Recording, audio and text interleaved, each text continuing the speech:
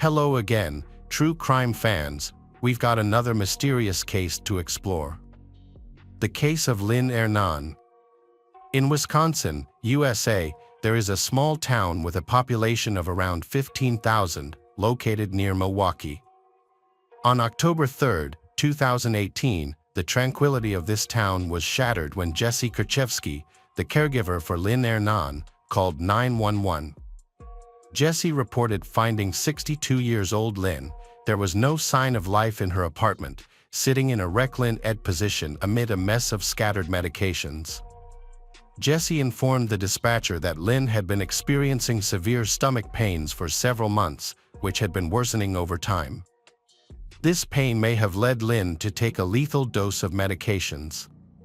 When emergency services arrived, the doctors confirmed Lynn Hernan's death, which was presumed to be due to poisoning. It was essential to perform all necessary tests, including toxicology, to determine the cause of Lynn's death. They took her to the forensic experts' table, where blood was drawn, tissue samples were examined. And an unusual finding was a very high level of tetrazolline A. While this substance is found in certain drugs, none of the tablets located around the body contained it. As it turns out, tetrazolline A is found in some eye drops sold without a prescription, which are used to relieve eye redness and inflammation. This is particularly useful for allergic reactions and mild eye fatigue, and a few drops are typically sufficient. While these eye drops are safe when applied to the eyes, they can be harmful and even dangerous if ingested, especially in large amounts. Ingesting a significant quantity can lead to serious consequences, including vomiting, internal bleeding, memory loss, and even death at high doses. This aligns with the nurse's description of the prolonged suffering from stomach pain experienced by Lynn. The medical examiner's court was alarmed by the unusual circumstances surrounding Lynn's death, as there are much less painful and quicker ways to die. At 62, she likely did not want to endure suffering for months before dying. It appeared that her pain was due to a gradual increase in tetrazolline A levels in her blood. Based on this, the expert suggested that she might have been murdered. After reviewing the autopsy report, detectives concurred and initiated a criminal investigation. Lynn Hernan had no children and had outlived all her relatives. The first person police contacted to gather details about her death, even before the toxicology report was complete, was her nurse, 39-year-old Jesse Kerchevsky. Jesse had been caring for Lynn, who lived alone, for several years, and their relationship was described as friendly. Lynn saw Jesse not just as a nurse, but as a true confidant. About 5 years prior to the incident, Lynn struggled with both physical and mental health issues, including depression and chronic obstructive pulmonary disease. So she needed to be supervised, however, but no one in her family could help her. She dealt with several illnesses, but the most agonizing was her stomach pain. In the final months of her life, she could only consume soup due to intestinal problems. Jesse carefully overseen her diet and medication. Following the incident, Jesse was promptly called to the police station for questioning. Forensic experts were analyzing the body and gathering materials for a toxicology test. Initially, it seemed that police was simply obtaining information from Jesse. However, it quickly became clear that the situation was more complicated than it appeared. During the inquiry, both Jesse and her mother, Jennifer Flower, were present. Jesse's mother was worried because she believed her daughter might be in danger. She felt the detectives were overly focused on Jesse and might be trying to accuse her of murder. Ironically, her concerns only increased suspicion towards Jesse instead of alleviating it. The police tried to clarify with Jesse the cause that led to Lynn's tragic end. They questioned Jesse about why Lynn chose to end her life in such a dramatic manner. At this time, no one doubted Jesse's account. She genuinely believed Lynn had died by taking a lethal dose of drugs voluntarily. However, Jesse's behavior has made the police suspicious. Detectives were trying to determine if there were any underlying factors related to Lynn's death, such as a depressive state. They wondered if she had previously attempted to end her life and what could have caused the severe stomach pains she experienced. However, Jessie was unable to provide any answers. It appeared that she was not only grieving the loss of her employer but also withholding important information. Ultimately, Jessie was released due to a lack of evidence. The investigators were awaiting the official conclusions from a forensic expert following a toxicological examination. After the police became suspicious of Nurse Jennifer, they began to keep an eye on her mother, Jennifer. They interviewed Jennifer and learned that she had been a close friend of Lynn. She had helped her daughter, Jessie, secure a job with Lynn's home. Together, they provided care for Lynn, assisted Lynn in dealing with age-related issues, care, and providing everything else needed. However, Jennifer also raised suspicions among the police. At this time, the toxicology results appear to be particularly worrying. Given Lynn's age and health issues, it was unlikely that she had been ingesting eye drops orally for an extended period. Investigators needed to figure out how such a large quantity of the drug ended up in her system. Experts indicated that a lethal dose of the substance would require at least 4 bottles, while the results suggested Lynn had consumed at least 6 bottles, which should have led to severe stomach cramps and pain before her death. Shortly after Lynn's death, an unusual situation arose. Jessie and Jennifer purchased a new, large, and expensive television, even though their income was modest. Additionally, the police found the car that Lynn had given to her nurse, Jessie, to be suspicious. Investigators noted the peculiar behavior of Jessie and Jennifer, which increasingly suggested that Lynn's death was not voluntary. Typically, criminals attempt to cover up their actions and hide evidence to evade justice, but this situation appeared to be different. Besides, Jessie and Jennifer showed no signs of grief. Instead, they seemed to revel in the inheritance, which deepened the suspicions against them. The police began to suspect that Jessie might have orchestrated the murder. Jennifer did not have regular access to Lynn's apartment, but Jessie visited Lynn almost daily, allowing her easy access to Lynn's food and medicine.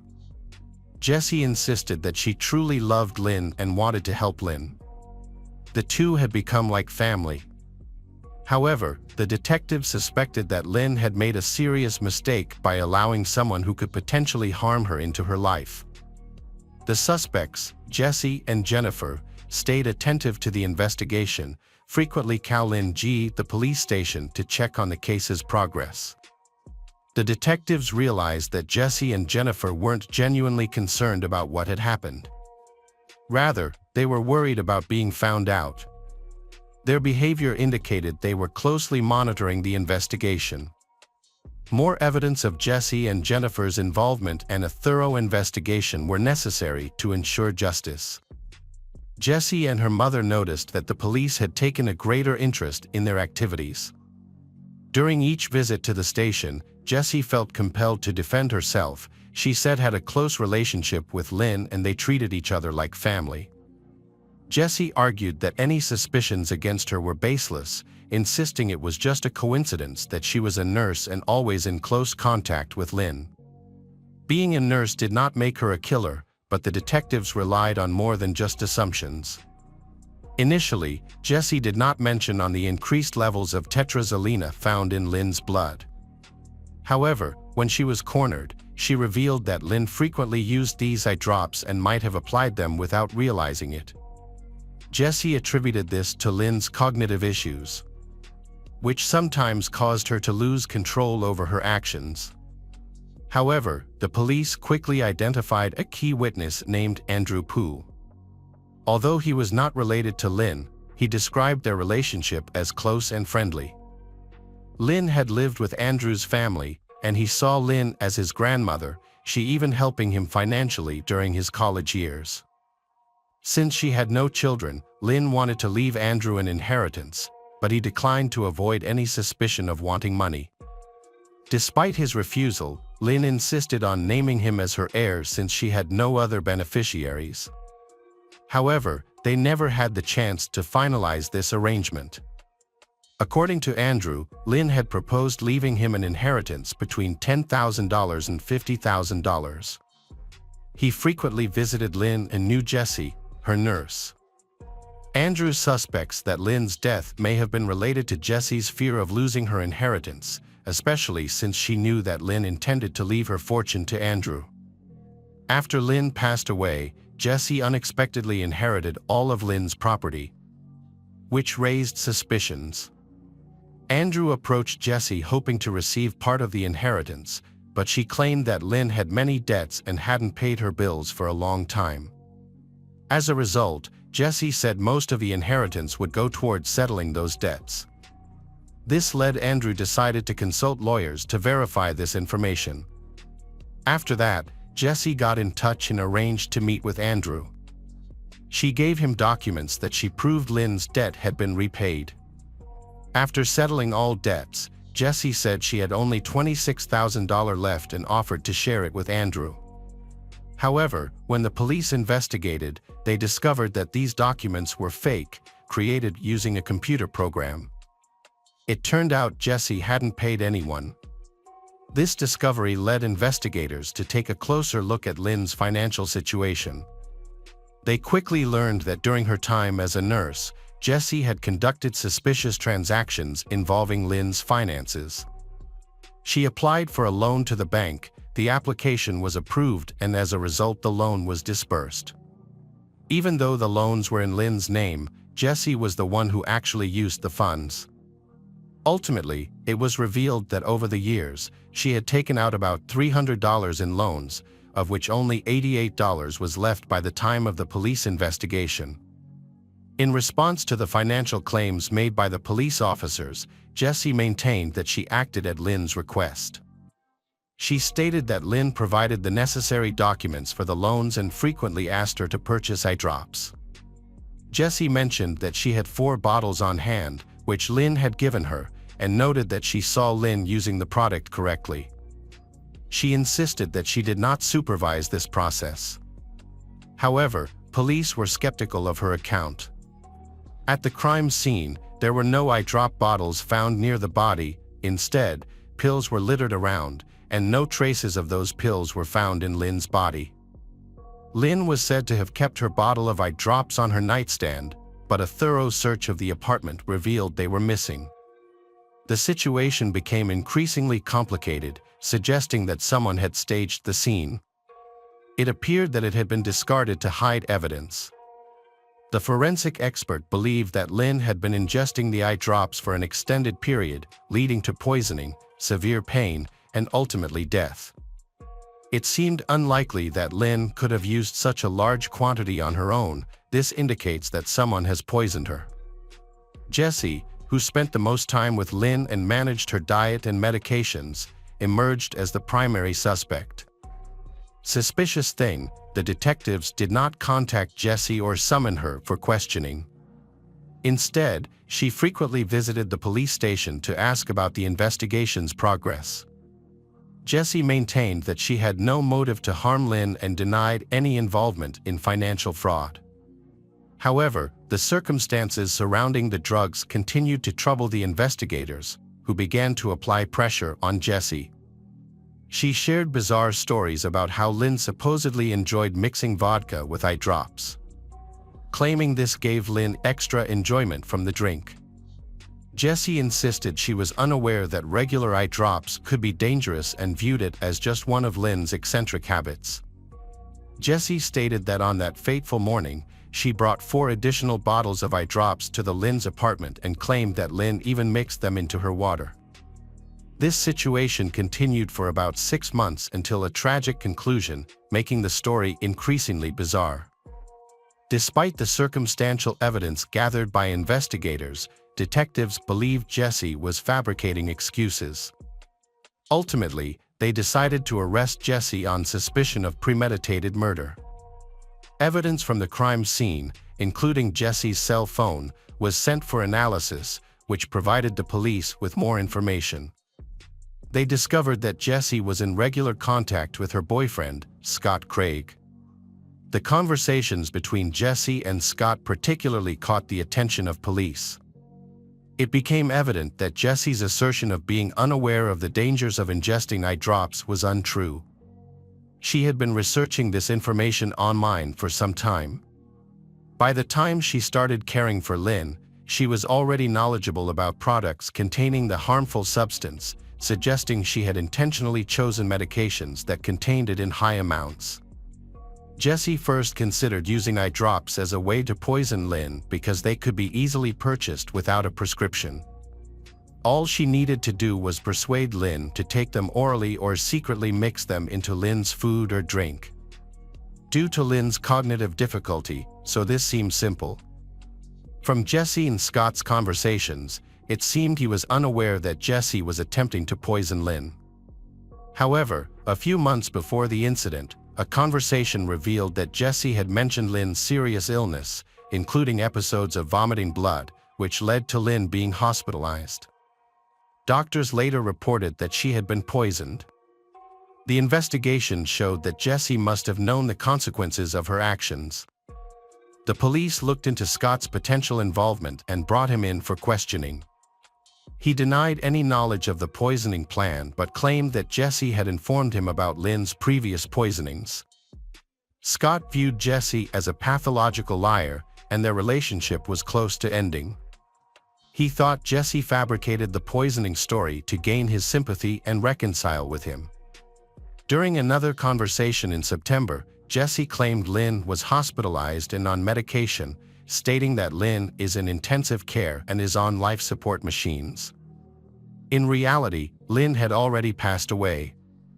Scott was fed up with the relationship and wanted to end it that day. However, Jessie attempted to manipulate him again by claiming that Lynn was in the hospital, hoping to elicit his sympathy. She was trying to hold on to their relationship. The situation was complicated. Was it a fatal overdose or a carefully planned scheme to obtain an inheritance? It turns out there was a clear motive in Jessie's actions. Over time, motivation will reveal itself. It is possible that Lynn found out about this, leading to her murder. Jessie then took possession of Lynn's property and money. Additionally, Jessie was desperate to keep her relationship with Scott, who had mentioned breaking up multiple times. Jessie concealed the true state of Lynn's, creating a web of lies that made it hard to uncover the truth. Investigators found that Jessie refused to admit her guilt. She maintained that Lynn consumed 100 liters of vodka daily and added eye drops to it. In October 2023, the investigation revealed the full extent of Jessie's financial fraud. It was found that since 2016, Lynn's credit limit had increased from almost zero to $72,000. This was just the beginning. After her death, nearly $16,000 was stolen from her apartment, which was allegedly used to pay off some debts. Jessie claimed she only repaid loans that were in Lynn's name, but the source of these funds was traced. The total debts amounted to hundreds of thousands of dollars taken out from banks under Lynn's name. Additionally, items worth $155 were stolen from Lynn's home. Initially, these items were reported missing, but it was later discovered that Jessie started receiving money in her accounts shortly thereafter, likely from the sale of Lynn's possessions. Lynn was a wealthy single woman who rarely used credit cards or loans. Additionally, the sudden rapid increase in debt that shortly after she hiring a new nurse, Jessie, seemed suspicious. Reports indicated that Jessie visited the casino every month, gambling large amounts with her boyfriend Scott, who didn't question where the money was coming from. They often went to gambling establishments at least twice a month. The investigation revealed that Jessie had a prior criminal record. Despite being young, she had a significant history of offenses, including document forgery, fraud, and gambling. Since 2010, Jessie struggled with a severe gambling addiction. In February of that year, she defrauded 2 individuals out of $4,000 by taking out loans in their names. Although she didn't use fake documents, it was shown that she obtained these funds through deceitful methods. By April 2010, she had lost over $45,000. During this time, she borrowed an additional $2,500 and applied for a loan exceeding $6,000, falsely claiming that her mother, Jennifer, had approved it by using her mother's documents. This was, of course, a lie. Jessie managed to secure over $6,500 in credit using her mother's car as collateral, but she never repaid this amount. As a result, her mother nearly lost her car and had to gather a large amount of documentation to prove that she was not responsible for those loans. Jessie was imprisoned for 2 years but was released early due to good behavior. Her mother stated that she struggled with a severe gambling addiction. The prosecutor's office claimed that 25-year-old Jessie committed premeditated murder to gain financial benefits from her victim, Lynn. By doing so, she attempted to eliminate her own debts. It is alleged that she killed Lynn, who had endured pain and progressive for years, without considering the consequences. Jessie described the act as one of mercy, said that she could no longer bear to see Lynn suffer. The lawyers argued that Jessie did not kill Lynn. They explained that Lynn had cognitive impairments and did not understand the risks of type of eye drops she was taking.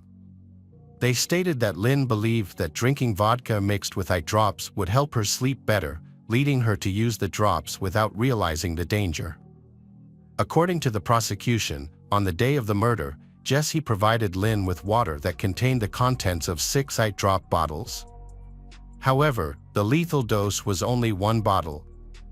In court, both Jessie and Jennifer testified that Lynn consumed the water with the 6 bottles of drops. Initially, Jessie, who was a nurse, advised Lynn against using the drops, but after a lengthy argument, Jessie eventually relented, unaware of the severe outcomes that could result.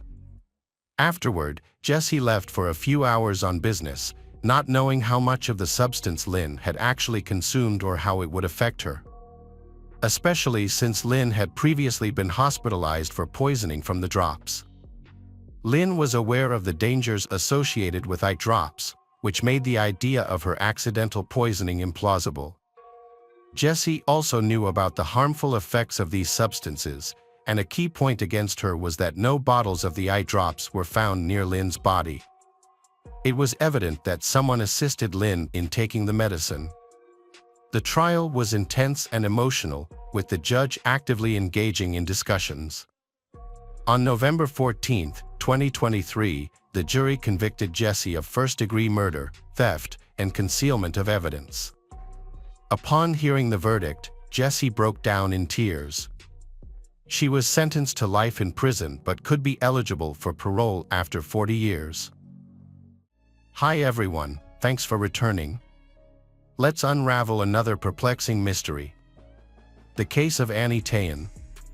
Annie Tayan was born on May 1, 1965, in Charleston, South Carolina, and was raised by her mother. She had a strong love for life, dancing, fun, and the simple pleasures it brought.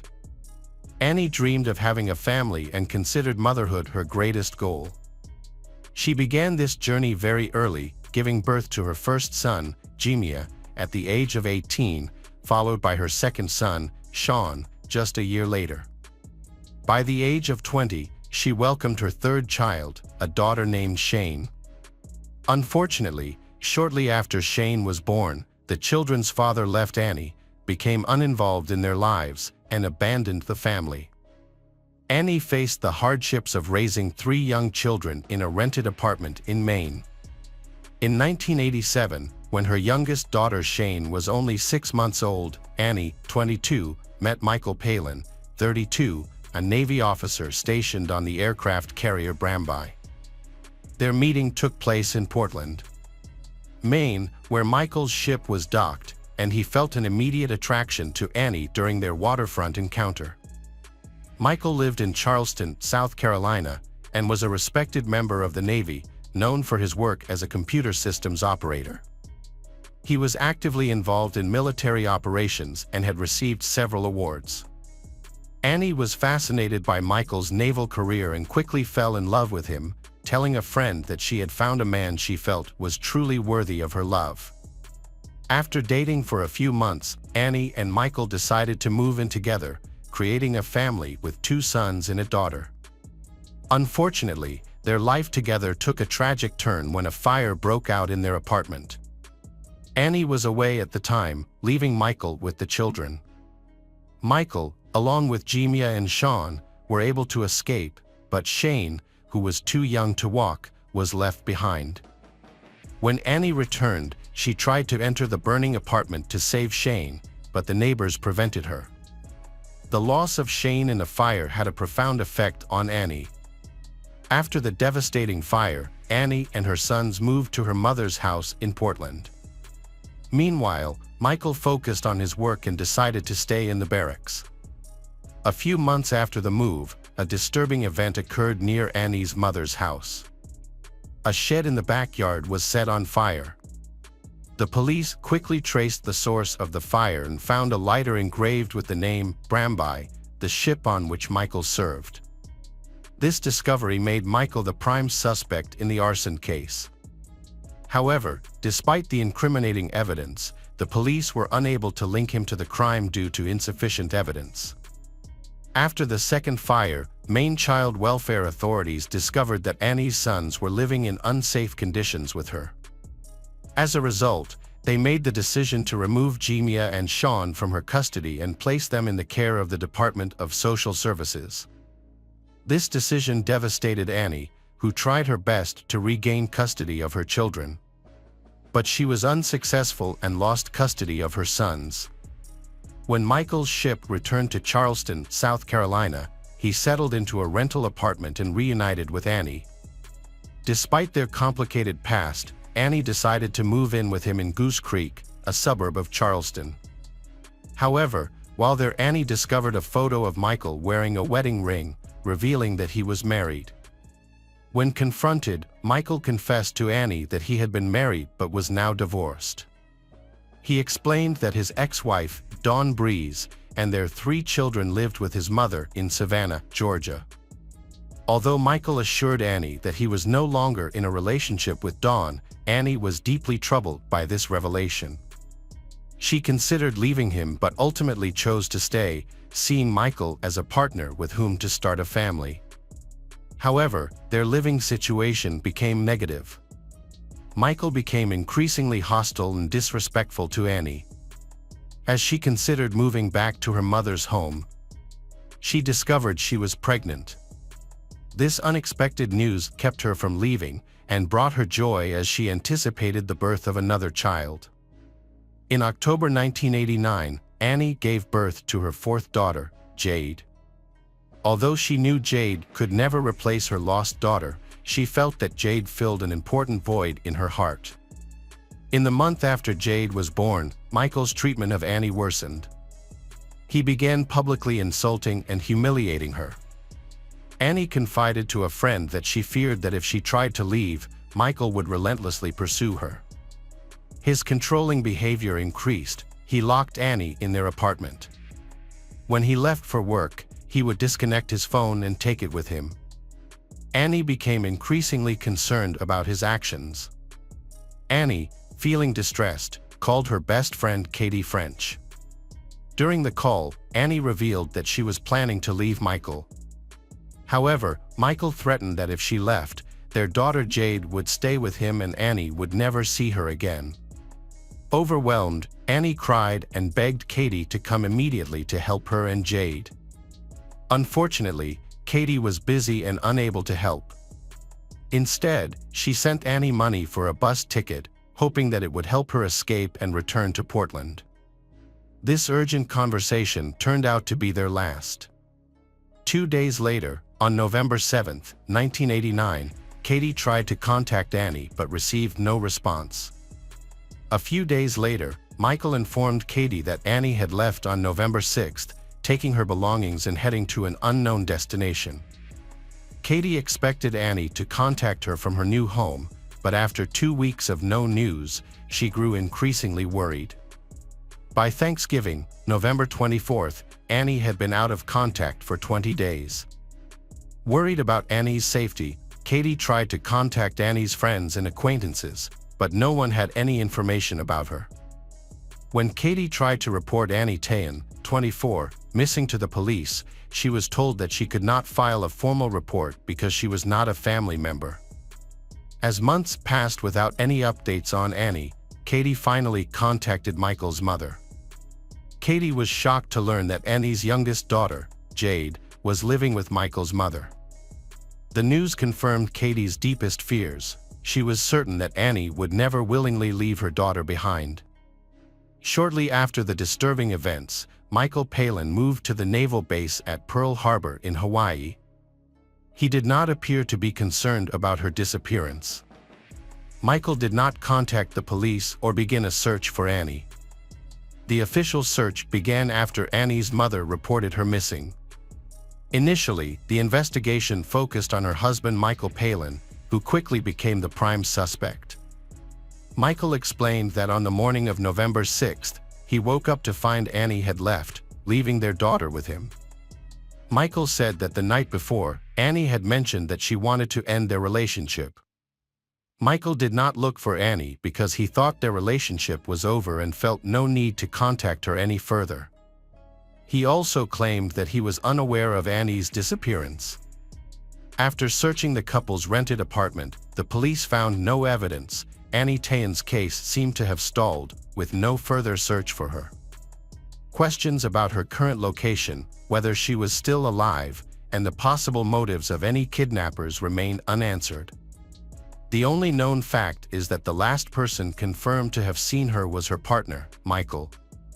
For 4 long years, there was no news or sign of Annie.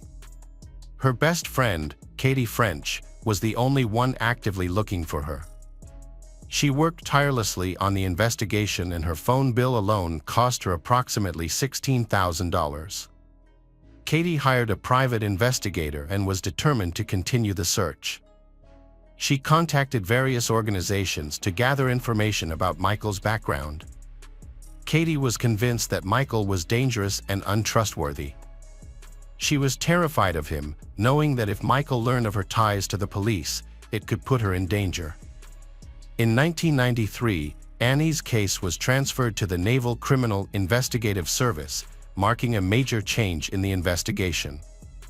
Naval Criminal Investigative Service agents began a comprehensive review of the case from the beginning.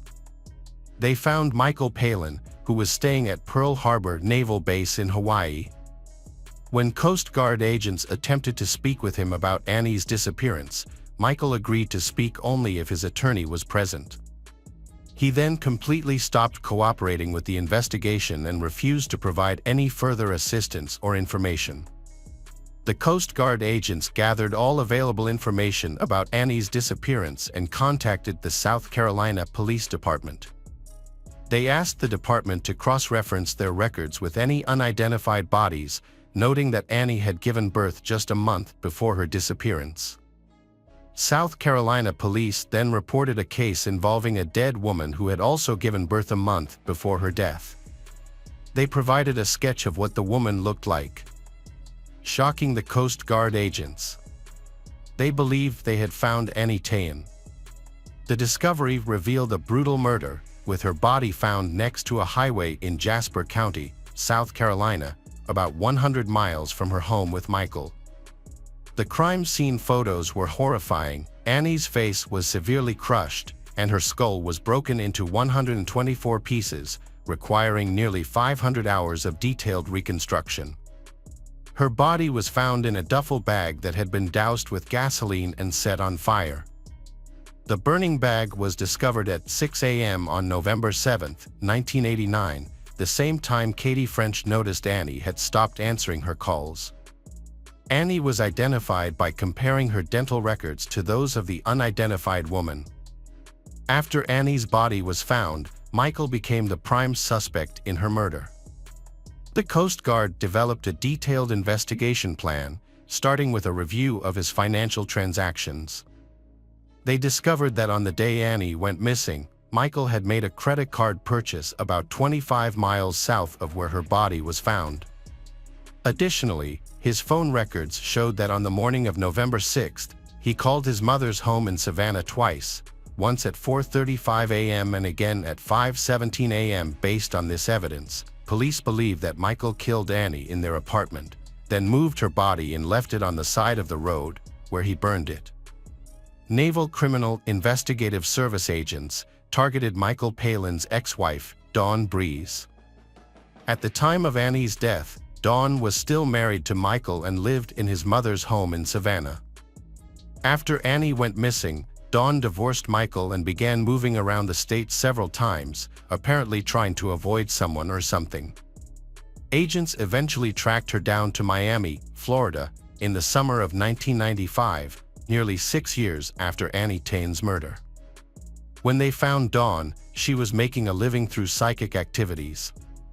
During a visit to her workplace to discuss Annie's disappearance, Dawn responded surprisingly calmly. She asked how long the conversation would last, saying she wanted to eat if it lasted. This response surprised the agents, as they had expected a more emotional response regarding Annie. However, Dawn remained calm throughout their discussion. During the 10-hour interrogation, Dawn's story initially matched Michael's. She said that when she visited Michael's apartment, he told her that his mistress had left and that he planned to raise their daughter on his own. However, Dawn was silent, looked down, and said that she wanted to tell the truth.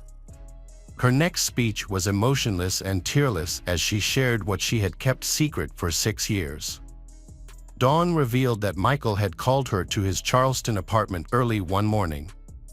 She discovered Annie's body on the living room floor. Michael told Dawn to go into the bedroom to see his daughter. At the time, Dawn and Michael were still legally married and had 3 children together. Michael admitted to Dawn that he had had an affair with Annie, which resulted in the birth of a daughter. He begged her to accept the child and help him raise his daughter. Dawn claimed that rather than face a custody battle with Annie, Michael chose to kill to gain custody. Dawn added, on the night of November 5th and 6th, 1989, Michael and Annie went to bed after having sex. After a while, Annie fell asleep. At this point, Michael violently attacked her with a crowbar. Their daughter, Jade, was lying next to Annie in bed during the horrific incident. Michael continued to beat Annie on the head with increasing brutality. Despite her attempts to fight back, Annie eventually died of her injuries on that same bed. Michael contacted his wife, Dawn, asking her to come immediately. He then placed Annie's body in a large bag and put it in the trunk of his car, where he also had a can of gasoline. He drove with Dawn and their daughter Jade in the back seat for about 100 miles. When they reached a quiet area on the side of the road, Michael took Annie's body out of the trunk, doused it with gasoline, and set it on fire. After making sure the fire was burning well, he quickly returned to the car and drove Dawn and Jade back to his mother's house in Savannah. Dawn's revelation was crucial evidence in the investigation. The police asked Dawn to make a recorded phone call to Michael to talk about Annie's murder. Dawn agreed and called Michael, expressing her concern about the discovery and identification of Annie's body. Michael's response was, "No, they didn't." During the call, Dawn told Michael that blood had been found in their old apartment and that Naval Criminal Investigative Service agents suspected they were involved in a murder. She encouraged Michael to come up with an explanation for the blood. Michael responded, "Okay, we need to work together and come up with a solution." Although he did not admit anything directly, his demeanor showed that he understood the seriousness of the situation. At the end of the conversation, Michael warned Dawn to be careful with her phone calls and assured her that they would work together to resolve the situation. Naval Criminal Investigative Service agents took Dawn to the crime scene to search for any remaining evidence. To protect her identity and ensure her safety as a cooperating witness, they disguised her before arriving at the apartment. Dawn carefully described and demonstrated where Annie's body was and the sequence of events. She pointed out a spot near the wall and baseboard where a significant amount of blood had seeped into the carpet and concrete floor below. Since Michael had moved out, the landlord had replaced and cleaned the carpet several times, which explained the lack of visible evidence.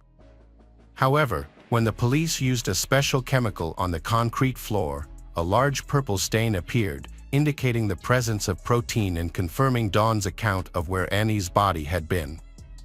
Despite the blood on the concrete, the Naval Criminal Investigative Service agents had difficulty confirming that the substance was blood, so they continued to search for more physical evidence. Dawn pointed to a nightstand containing a television next to the bed where Annie had been killed. She noted that blood had splattered on the television during the murder, and Michael had said that it needed a thorough cleaning.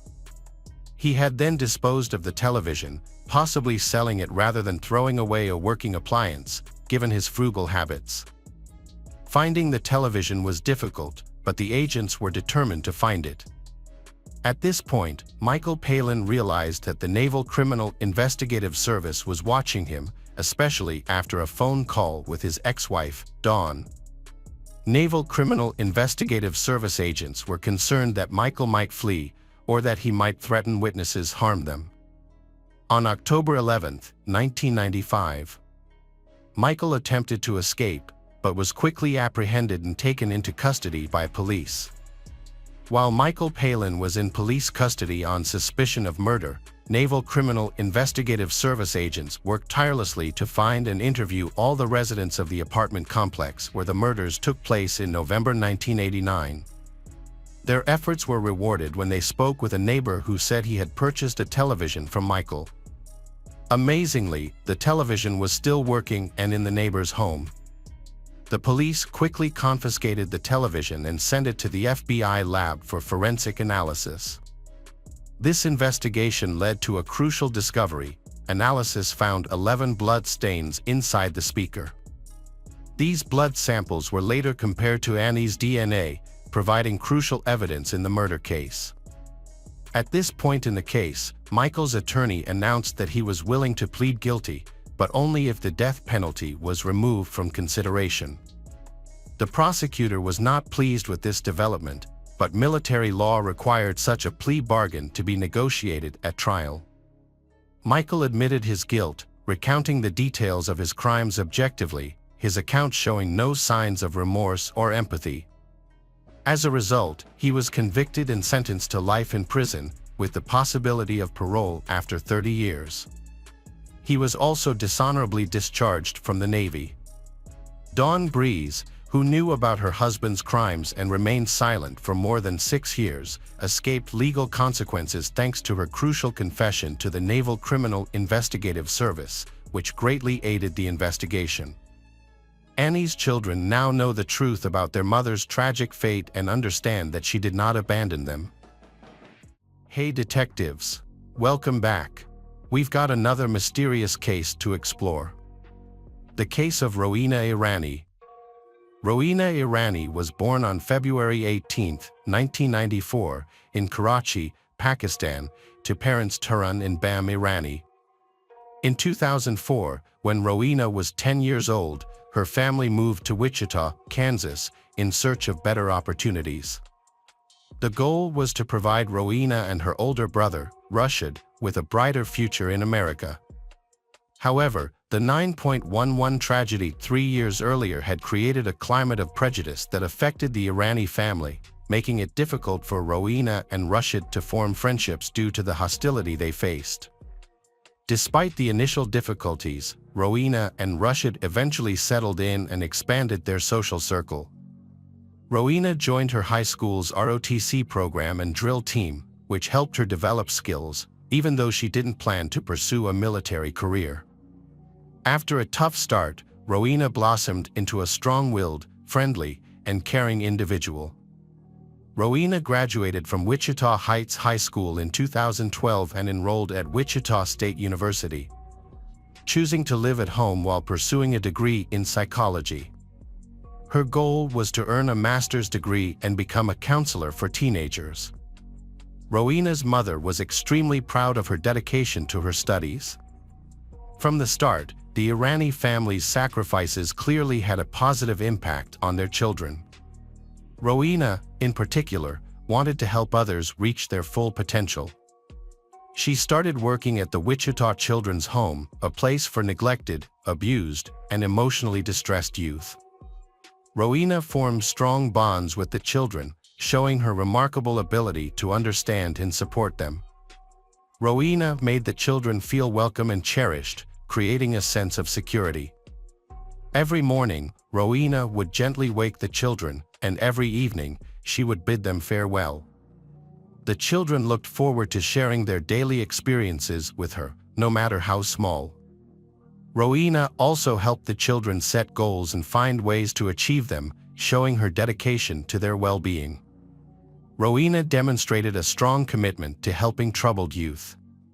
And her outstanding academic record as a psychology major indicated she had found her purpose in supporting others. She seemed to be living the American dream her parents had sought. However, problems in her personal life soon arose, ultimately leading to a tragic outcome. In May 2016, Rowena reconnected with Dane Owens, a family friend, at her brother's wedding. Dane came from a wealthy Kansas family and had joined the U.S. Army after high school. His military service ended abruptly due to a severe traumatic brain injury from an explosion. After a medical discharge, Dane attended Kansas State University, where he met Rowena. They soon developed strong feelings for each other. But problems soon arose due to Dane's behavior. He was possessive, controlling, and had a quick temper. People close to Rowena said that Dane became obsessed with the idea of marrying her and starting a family right away, even though she wasn't sure about it. At 22, Rowena wanted to finish college before making such a big decision. Dane's insistence on marriage and his intense behavior scared Rowena, her feel like the relationship was moving too fast. When she asked for space, Dane wrote a disturbing letter, begging her not to leave him and hinting that he might harm himself if she did. This led Rowena to end the relationship. At first, it seemed like Dane accepted Rowena's decision when she reiterated that she wasn't ready for marriage or starting a family. However, just 1 week after giving her space, Dane started pressuring her again about getting engaged, planning a wedding, and having kids. His actions made it clear that he saw Rowena as a prize to be won. Instead of supporting her education and career, Dane seemed determined to limit Rowena to a domestic role. Rowena is worried about her relationship with Dane because she feels he is too controlling of her, and this makes her wonder if they are really a good couple. By September 2016, Dane's increasing aggression had become alarming, prompting Rowena to confide in her brother, Rashid, a police officer. She shared several disturbing incidents, including Dane's claims of committing brutal killings during his military service. He even bragged about murdering women and children while deployed in Afghanistan. Rowena found these revelations deeply disturbing. Furthermore, Dane had expressed his intention to kill an ex-girlfriend who had ended their relationship. He confessed that following the breakup, he became consumed by a desire for revenge and struggled with emotional instability, to the point where he even contemplated committing murder. Rashid agreed with Rowena's assessment that Dane posed a genuine threat and he seemed capable of violent acts against her. On September 23, Rowena ended her relationship with Dane. She blocked his phone number and social media profiles to distance herself. However, Dane refused to accept the breakup and started planning his revenge. Despite recovering from shoulder surgery and being unable to handle a firearm properly, Dane bought a .45 caliber handgun. On October 3, over a week after the breakup, he secretly visited Rowena's residence while her family was away. Surveillance cameras caught him parking his vehicle away from the house and approaching stealthily, hiding the firearm in a sling due to his injured arm. Dane entered the house through an unlocked door and waited for Rowena. When Rowena appeared, he aimed his gun and fatally shot her in the head. This was a deliberate and carefully planned violent act committed by someone who was excessively controlling. After shooting Rowena, Dane quickly left the house through the back door and drove away to avoid being caught. During his escape, he stopped to get rid of important evidence, including the handgun magazine and Rowena's phone, in various ponds in Wichita. Meanwhile, Rowena was left alone in her home, severely injured and bleeding heavily, for several hours. At around 4 p.m., her mother, Tarun, returned home after being dropped off from work. Tarun was worried because Rowena usually picked her up. But she couldn't reach Rowena by phone. She got a ride from a coworker and went home, where she found Rowena lying motionless on the floor, surrounded by a large amount of blood, with severe head injuries. Tarun immediately called for emergency services, but it was too late to save Rowena. Rowena's condition was extremely serious due to a gunshot wound and significant blood loss. She fought for her life at Wesley Medical Center for nearly 24 hours, while her family stayed by her side, hoping for a miracle. Tragically, she passed away on October 4th at just 22 years old. Her promising life was tragically ended by a violent act. Despite their intense grief, Rowena's family was determined to find justice for her murder. Rashid quickly focused the investigation on Dane, Rowena's ex-boyfriend, who had been causing her a great deal of fear before her death. Dane was soon found and brought in for questioning. After being arrested and taken to the police station, he admitted to holding a grudge against Rowena for breaking up with him. When questioned further, Dane tried to claim that Rowena's death was an accident, but the evidence proved this was not true. Dane told investigators that he had shown up at Rowena's home unannounced, carrying a loaded .45 caliber pistol and hoping to talk about getting back together. However, Dane claimed that the firearm was hidden in his arm sling and he never intended to threaten or harm Rowena when he entered the house looking for her. He said when Rowena suddenly appeared, he was startled, causing a moment of panic due to post-traumatic stress disorder from time in the military. Dean alleged that he accidentally fired a shot in her direction. He explained to detectives that he was left shocked and horrified after the bullet accidentally struck Rowena in the head, resulting in her immediate collapse to the ground. Panicked, he fled the scene and later got rid of the evidence. Despite his claim that the shooting was an accident caused by a reflex, detectives did not believe him. The security footage and his admission of sneaking up on Rowena with a loaded gun, his attempt to dispose of evidence, and the execution-style gunshot wound to Rowena's head all suggested a planned and deliberate murder.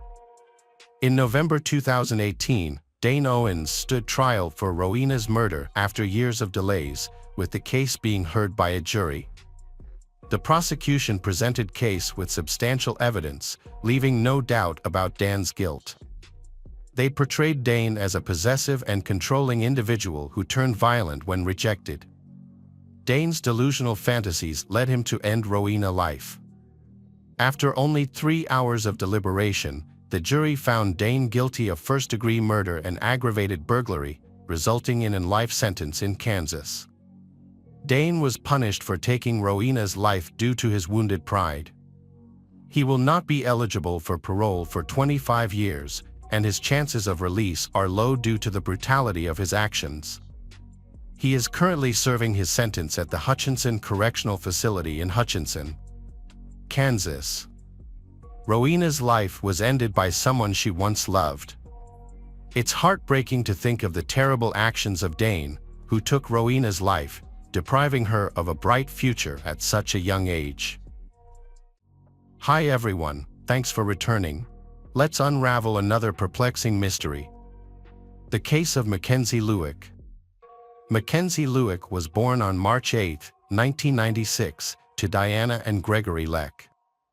Her father worked in healthcare logistics and administration, and her mother was a homemaker. Mackenzie grew up in El Segundo, a city in Los Angeles County, California, with an older brother and 2 younger brothers. Mackenzie attended El Segundo High School, where Scher was a member of the swim team and played water polo. Mackenzie was a hardworking student with a strong interest in art, music, and animals. Mackenzie attended the University of Utah, where she majored in kinesiology and nursing and was a member of the Alpha Kappa Omega sorority. While in college, Mackenzie shared her feminist views and switched her political orientation from major party to conservative third party. Mackenzie worked at a biotesting company in Salt Lake City. Mackenzie wanted to pursue a career in health sciences, discussed with her counselors plans to attend nursing or medical school, and expected to graduate in May 2020. The Mackenzie family lived a normal life until everything changed on June 17, 2019. On that day, Mackenzie returned to Salt Lake City, Utah, after her grandmother's funeral. She arrived at Salt Lake City International Airport around 2 a.m. and texted her mother, "Just landed and love you, Mom." When her mother Diana answered a few moments later, Diana discovered that Mackenzie's phone was turned off. Her father Gregory also tried to call Mackenzie but was routed to her voicemail, causing Mackenzie's family to become very concerned for her safety. On June 20th, Mackenzie's parents realized that her friends had not seen or heard from her either. Mackenzie's friends reported her missing to the Salt Lake City Police Department. Over the next 2 weeks, while Mackenzie's parents Diana, Gregory, and their 3 sons tried everything they could to find Mackenzie in California, Mackenzie's Alpha Kappa Omega sorority sisters organized search efforts in Utah. They even created a Facebook page called Find Mackenzie Lewick to attract national media attention to the case. As police searched for clues about Mackenzie, they discovered video footage of Mackenzie at the airport. She was then picked up by a Lyft driver and taken to Hatch Park in North Salt Lake, about 13 miles away. Police checked Mackenzie's cell phone records, confirming that Mackenzie had been at the park. Police also discovered that Mackenzie had exchanged several text messages with a person named AAE, whom she had allegedly met on a dating website and planned to meet in person. Mackenzie's last text message to AAE was sent at 2:58 a.m. Cell phone records showed that both Mackenzie and AAE were at Hatch Park at the same time. Notably, at 2:59 a.m., Mackenzie's phone stopped transmitting data or location information, indicating that the phone had been turned off.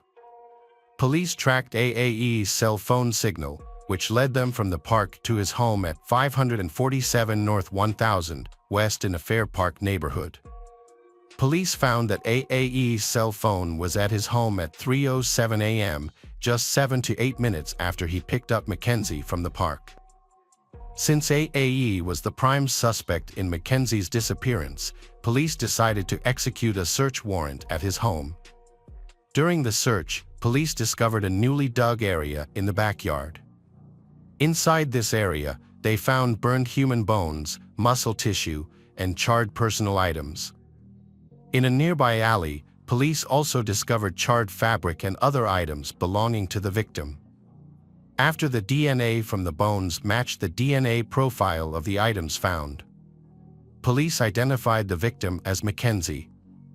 A neighbor reported a foul odor coming from a campfire in AAE's backyard, which was also fueled by gasoline, on June 17th and again on June 18th. This is where police found a shallow grave containing bones and tissue. Police impounded AAE's car after detecting a strong smell of gasoline and finding a red gas can in the trunk.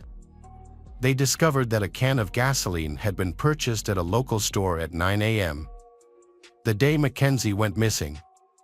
After arresting AAE, police checked his cell phone records, which showed AAE's phone was in Logan Canyon, a location where he buried Mackenzie's body on June 25th. Between 2:30 p.m. and 4:30 p.m. police searched the area and found freshly disturbed soil in a wooded area near the main road, where they discovered a charred human body. On July 3rd, the medical examiner confirmed that the body was that of Mackenzie. Her hands had been bound behind her back with zip ties and rope. The cause of death was determined to be blunt force trauma to the left side of the skull, and her death was classified as a homicide. On October 7, 2020, AAE pleaded guilty to first-degree aggravated murder and third-degree indignity to a human body in connection with Mackenzie's death. AAE was sentenced to life in prison without parole, plus 5 years for indecent assault on Mackenzie. AAE was also charged with kidnapping another woman in March 2018, whom AAE met on a dating website. In addition, AAE was charged with 19 counts of sexual exploitation of a minor. These charges arose in August 2019 when police discovered child pornography on AAE's computer while investigating Mackenzie's death on July 2. The images reportedly showed children aged between 4 and 8. On October 1, 2020, AAE pleaded not guilty to these charges and the pornography charges were eventually dismissed. The tragic death of Mackenzie Lueck has had a profound impact on her family, friends, and the entire nation. Her cheerful personality, zest for life, and desire to make a positive impact were suddenly ended by a senseless act of violence. Mackenzie's story serves as an important reminder to always be cautious and safe, especially when using online dating services. Rest in peace, Mackenzie Lueck. Welcome back, detectives. Let's dive into another horrible case. The case of Brett Ryan. Brett Ryan was born in 1980 in Toronto into a large and close-knit family. There were 5 children in the family, and Brett was the second. He had 2 older brothers, Christopher and Leland, and a younger brother, AJ. Brett's parents always tried to instill the right values in their children by promoting a healthy lifestyle. Brett's father worked at a newspaper and was also a fitness trainer. His mother dedicated herself to homemaking and loved growing flowers. Brett's mother could be strict and harsh in raising her 4 sons, while his father was gentle and reserved. Each son in the family pursued his own path. After graduating from high school, Brett enrolled at the University of Toronto. However, he quickly struggled with his studies. After 2 painful breakups, Brett could not concentrate on his studies and eventually decided to drop out of university.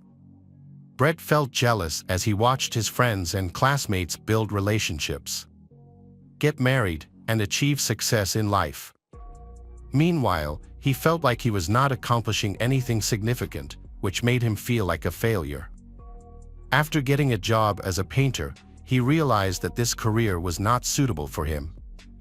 At the same time, Brett was concerned about his appearance, spending a lot of money on personal needs and on girls.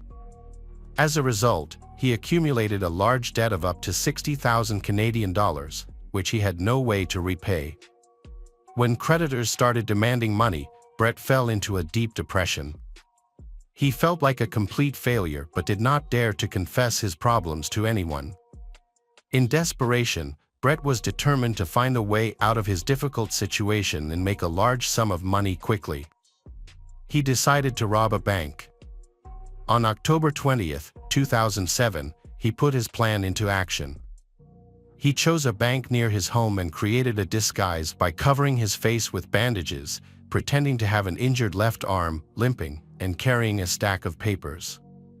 Brett robbed his first bank by pretending to be sick. He entered and approached the cash register. There, he handed over a note demanding cash and warned the clerk that he was hiding a weapon. Out of fear, the clerk quickly gave Brett the money in the cash register. The amount was only about $1,000, which Brett was not happy about, but he decided not to attract any more attention. So he took the money and left the scene. Brett was caught on security cameras during the robbery. Despite this, he was not caught initially because he avoided using the same technique and changed his disguise each time. Instead of using fake bandages to look like a sick person, he wore a fake beard and hat to hide his identity. His next bank robberies achieved different results. Throughout his 12 bank robberies, Brett accumulated more than $28,000 in cash. He was always evasive, trying to avoid the police. Finally, on June 20, 2008, the police identified Brett, and he was arrested during his 13th attempted robbery. This surprised everyone because Brett had previously volunteered at a children's hospital and was now a robber. Brett was sentenced to 5 years in prison. During his sentence, experts conducted psychological evaluations and concluded that he showed no signs of aggression or violence. Additionally, Brett did not use illegal substances and did not suffer from mental disorders during his sentence. After 2 years, Brett was paroled for good behavior. The prison staff were impressed with him because he was a pleasant, charismatic, and hardworking young man. They felt that he had only made one serious mistake due to the pressure of debt and deserved the second chance. Brett's record showed that he was a model prisoner with a low risk of reoffending. Upon his release, Brett was required to attend a course of psychotherapy and report any problems he encountered in his family relationships or at work. This helped him avoid reoffending. However, the reality turned out to be much more complicated than Brett had anticipated. The debts were still outstanding, and he could not pay them off. Finding a job was also difficult because no one wanted to hire an ex-convict, even though he had skills in painting. In desperation, Brett declared bankruptcy. Fortunately, his parents supported him financially, allowing him to continue his studies at university, this time in information technology. Brett also continued to see a psychologist under court order and tried to stabilize his life. During therapy, Brett was advised to be more open and honest with the people around him. In September 2011, a friend of Brett's arranged a blind date with a girl named Kristen Baxter. Kristen was a physical therapist, lived alone in an apartment, and had a small dog. She also loved to travel. When Brett met Kristen, they immediately had a special connection. They quickly found they were compatible and attracted to each other. They both loved animals and traveling, which created a bond between them. Not long after, Brett and Kristen began a romantic relationship. Brett and Kristen spent a lot of time together, attending sporting events and hiking. They also went on a vacation together in the Bahamas with Kristen's family. Kristen's dog immediately took a liking to Brett, which made a good impression. Brett's life seemed to be back on track, and he no longer exhibited suspicious behavior. He longed for a quiet and cozy life with his beloved girlfriend. When Brett moved into Kristen's apartment in January 2013, their relationship entered a new phase. They began thinking about getting married. However, Brett was hiding a truth from Kristen. In reality, he was not the person she thought he was. While Brett's brothers were building their careers and becoming independent, he was just studying and living off his parents' money. He hid his real life and focused only on enjoying the vibrant city life with Kristen. They enjoyed going to cozy restaurants and swimming in the pool at night, but Brett never revealed the truth about his circumstances. Brett and Kristen often traveled to warm countries. However, their lives were turned upside down when Brett's father suddenly passed away.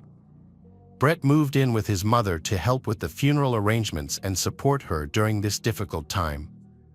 During this period, Brett confessed to his mother, Susan, that he loved Kristen very much and dreamed of marrying her.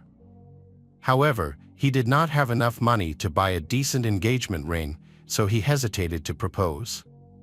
Brett's mother was touched by her son's words and gave him money to buy an expensive ring. With a luxurious diamond ring, Brett proposed to Kristen, and she accepted. The couple began to prepare for their wedding. However, Brett still had many worries about the future. He didn't know how he would support his family. He also had legal issues, bankruptcy, and debt that he hadn't disclosed to Kristen. To address these issues, Brett decided to focus on finding a decent, stable job. In early 2016, Brett finally found a good job in the IT field. He was very happy to share this news with Kristen, and they decided to celebrate with their families. However, everything changed when his new employer learned about his criminal past and fired him immediately. This took a serious toll on Brett's self-esteem. To avoid upsetting Kristen, Brett decided not to tell her about this failure. Instead, he lied and said that he would work remotely from home. Every day, when Kristen went to work, Brett would pretend to work on the computer. Kristen was very happy, thinking that Brett would start earning a lot of money and they would be able to stand on their own. Kristen started preparing for the wedding scheduled for September 16, 2016. She chose the most beautiful and expensive options they could afford. A luxurious banquet hall was booked for the ceremony, and the bachelor party before the wedding was to be held at a luxurious ski resort. The couple even started looking for a spacious and cozy house to settle down in after the wedding, as they were tired of living in a small apartment. Susan was extremely happy, thinking that her son was independent, had graduated from college, and had a high-paying job. She looked forward to the day when her son would get married and move into his own house. But the reality was completely the opposite. Brett had lied about all of this. He was trapped in his own fabricated thoughts and could not get out. In an effort to earn money, Brett took on any side job he could and even helped his mother with housework to earn money. He went to see his mother every day, looking for things to do and fixing things to get paid.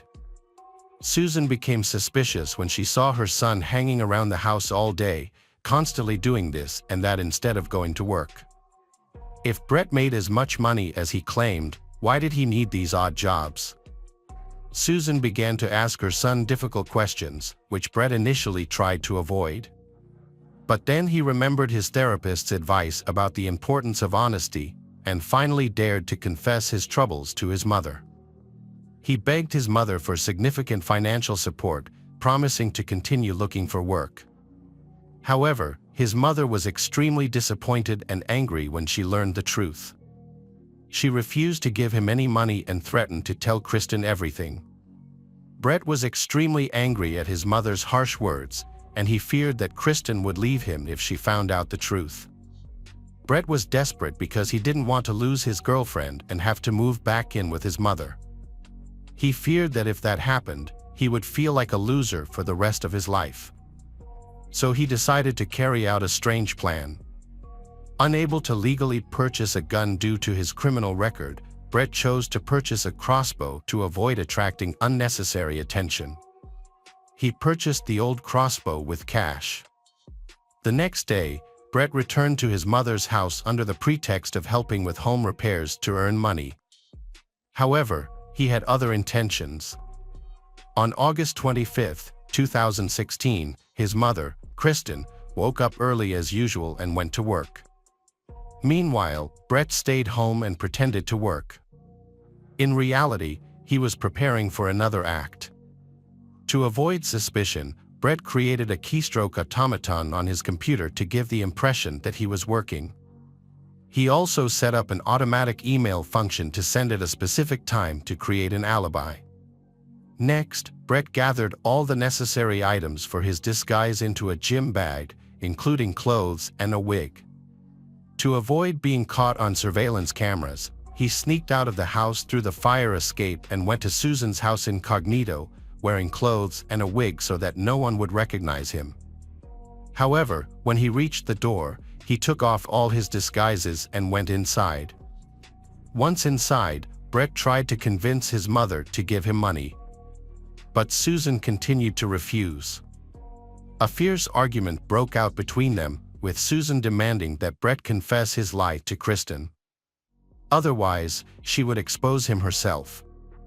As the argument became more heated, Susan sensed something was wrong. She took advantage of the moment when Brett stepped outside and called her eldest son, Chris. She begged Chris to come and help resolve the conflict with Brett. Brett returned to the garage for an important reason: he had hidden a crossbow there earlier. Once he found the weapon, he began to prepare everything for the shot. However, this required more time and effort than he had imagined. At that moment, his mother entered the garage in a rage. Brett quickly found a nearby tool and struck her twice, hitting her in the cheek and ear.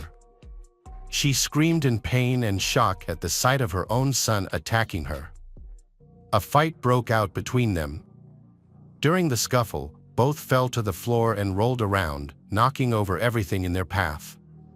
In the chaos, Brett found a long, dirty rag, and without thinking much, he used it to strangle her.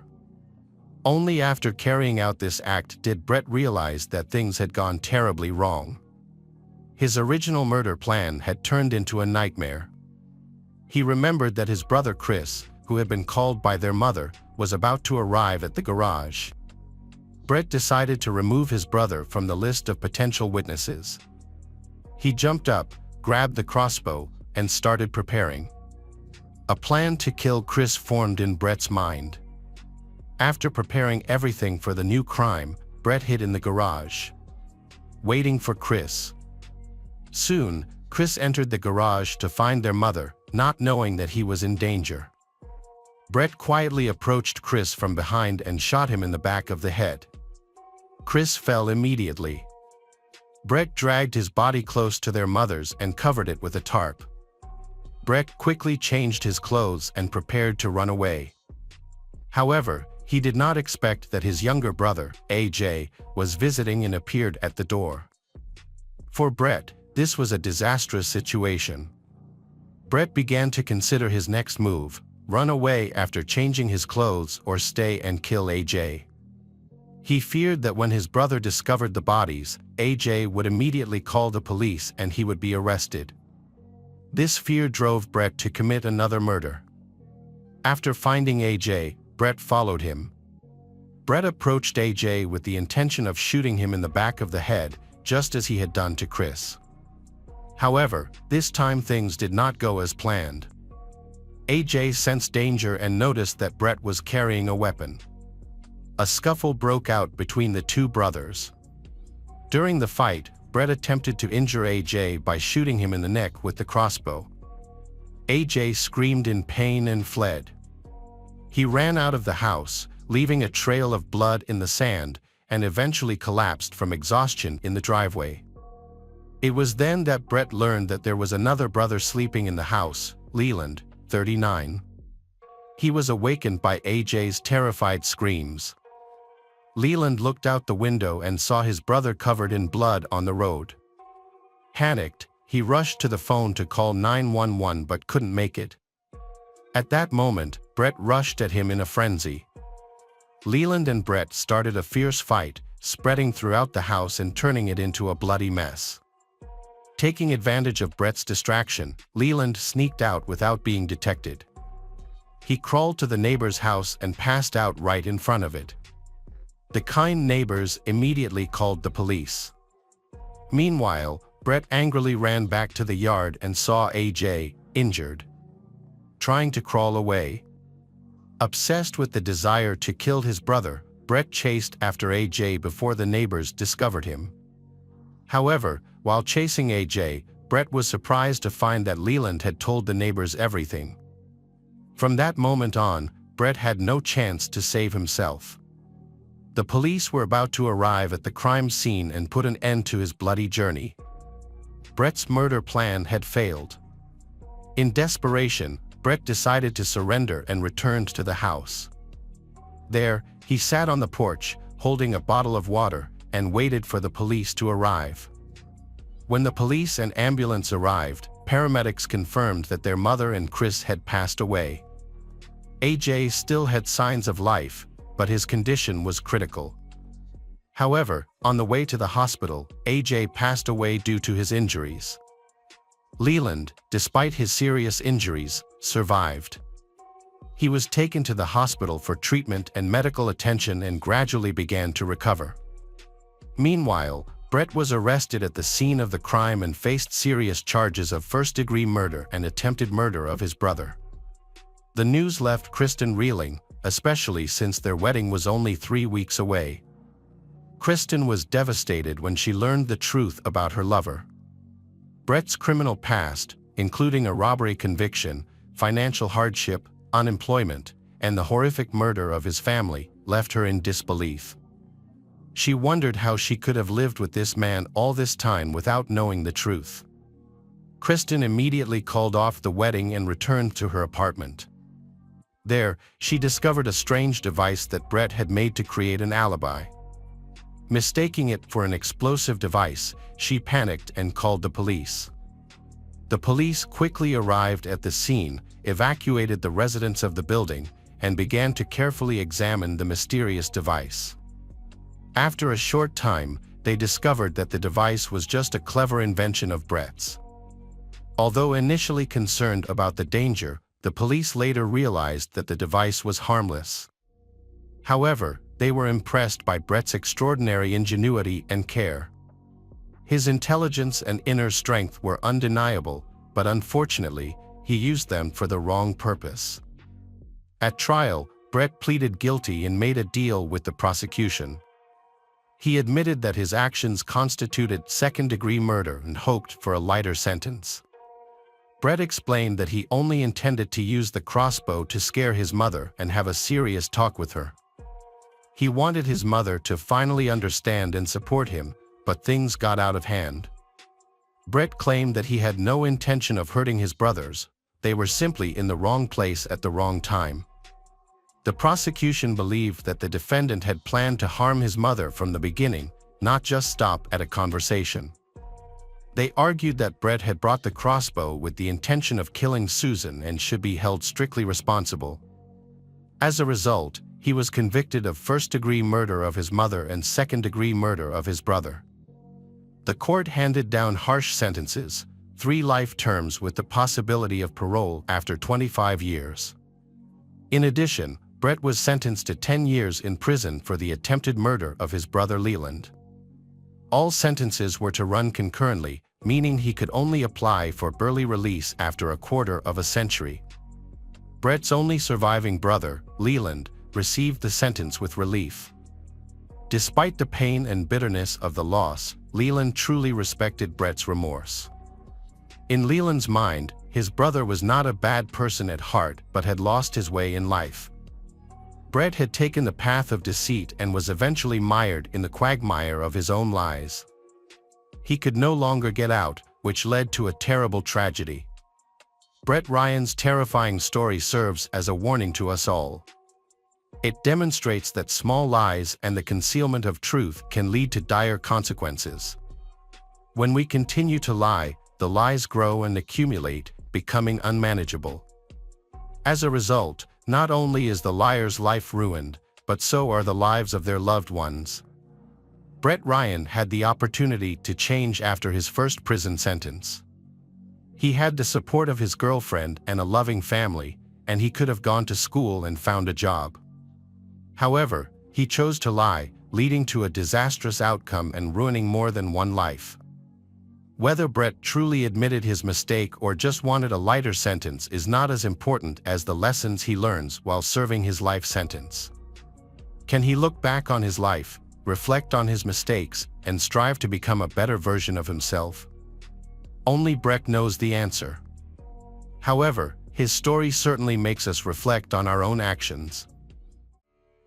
Hello friends, welcome to our channel. Today we're going to take a look at another horrible case with you. The case of Juan Carlos Garcia. Abril Perez was born on November 18, 1971 in Monterrey, Mexico. She is the second of 3 children. Her parents, Maria and Manuel, did their best to provide their children with a good education and aspirations for a better life. Together with her brother Javier and sister Ana, Abril's family lived a simple but hopeful life. Abril, Ana, and Javier all excelled in school, participating in musical activities, sports, and developing their talents. However, Abril showed early on a special ability in mathematics and business skills. She was an avid reader and was always the best student in her class. As a teenager, Abril started working to become financially independent, saving and always having savings from her school days. She was very disciplined, able to plan and manage her time effectively. Her goal was to get a quality college education to secure a well-paying job with plenty of career advancement opportunities. After graduating from high school, Abril was accepted into the most prestigious university in Nuevo Leon, where she earned a master's degree in finance and business administration. Her classmates described her as smart, focused, and ambitious, but also fun-loving, kind, and always ready to help others.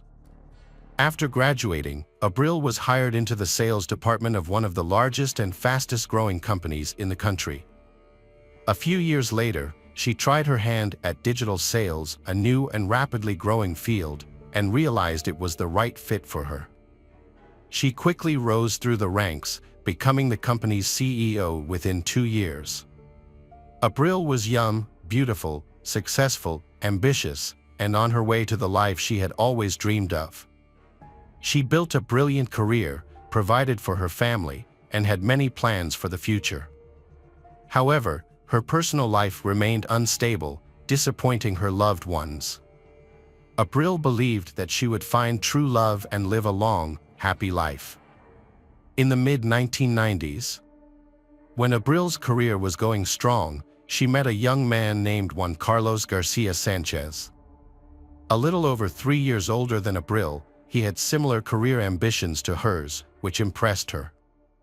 In turn, he was attracted to her beauty, charm, kindness, radiant smile, along with her sharp intellect and strong determination. Juan Carlos graduated from a prestigious University of Science and Technology, where he excelled in the fields of economics and commerce. He then went on to study at Harvard University in the United States before returning to Mexico and building a successful career in the rapidly growing e-commerce sector. After meeting at a conference focused on the latest financial technologies, Abril and Juan Carlos met several more times as their companies worked on joint projects. Eventually, Juan Carlos realized that he had fallen in love with this intelligent and beautiful woman. Juan got Abril's phone number through mutual acquaintances, called Abril, and asked her out. Initially, they were both attracted to each other. Abril found Juan intelligent and energetic, able to chat about any topic. The relationship between the two developed rapidly, and by 1998, they decided to get married. At that time, both had achieved considerable success in their careers and were involved in developing online stores, a promising direction. Their life was like a real fairy tale, attracting the envy and admiration of those around them. After 3 years of marriage, they welcomed their first child, a daughter named Ana Cecilia, in 2001. At that time, Abril was 30 years old and she was extremely happy because the birth of the child marked a new chapter in their lives. Her husband also seemed happy and loved their newborn daughter. 2 years later, Abril gave birth to a son named Juan Carlos Jr.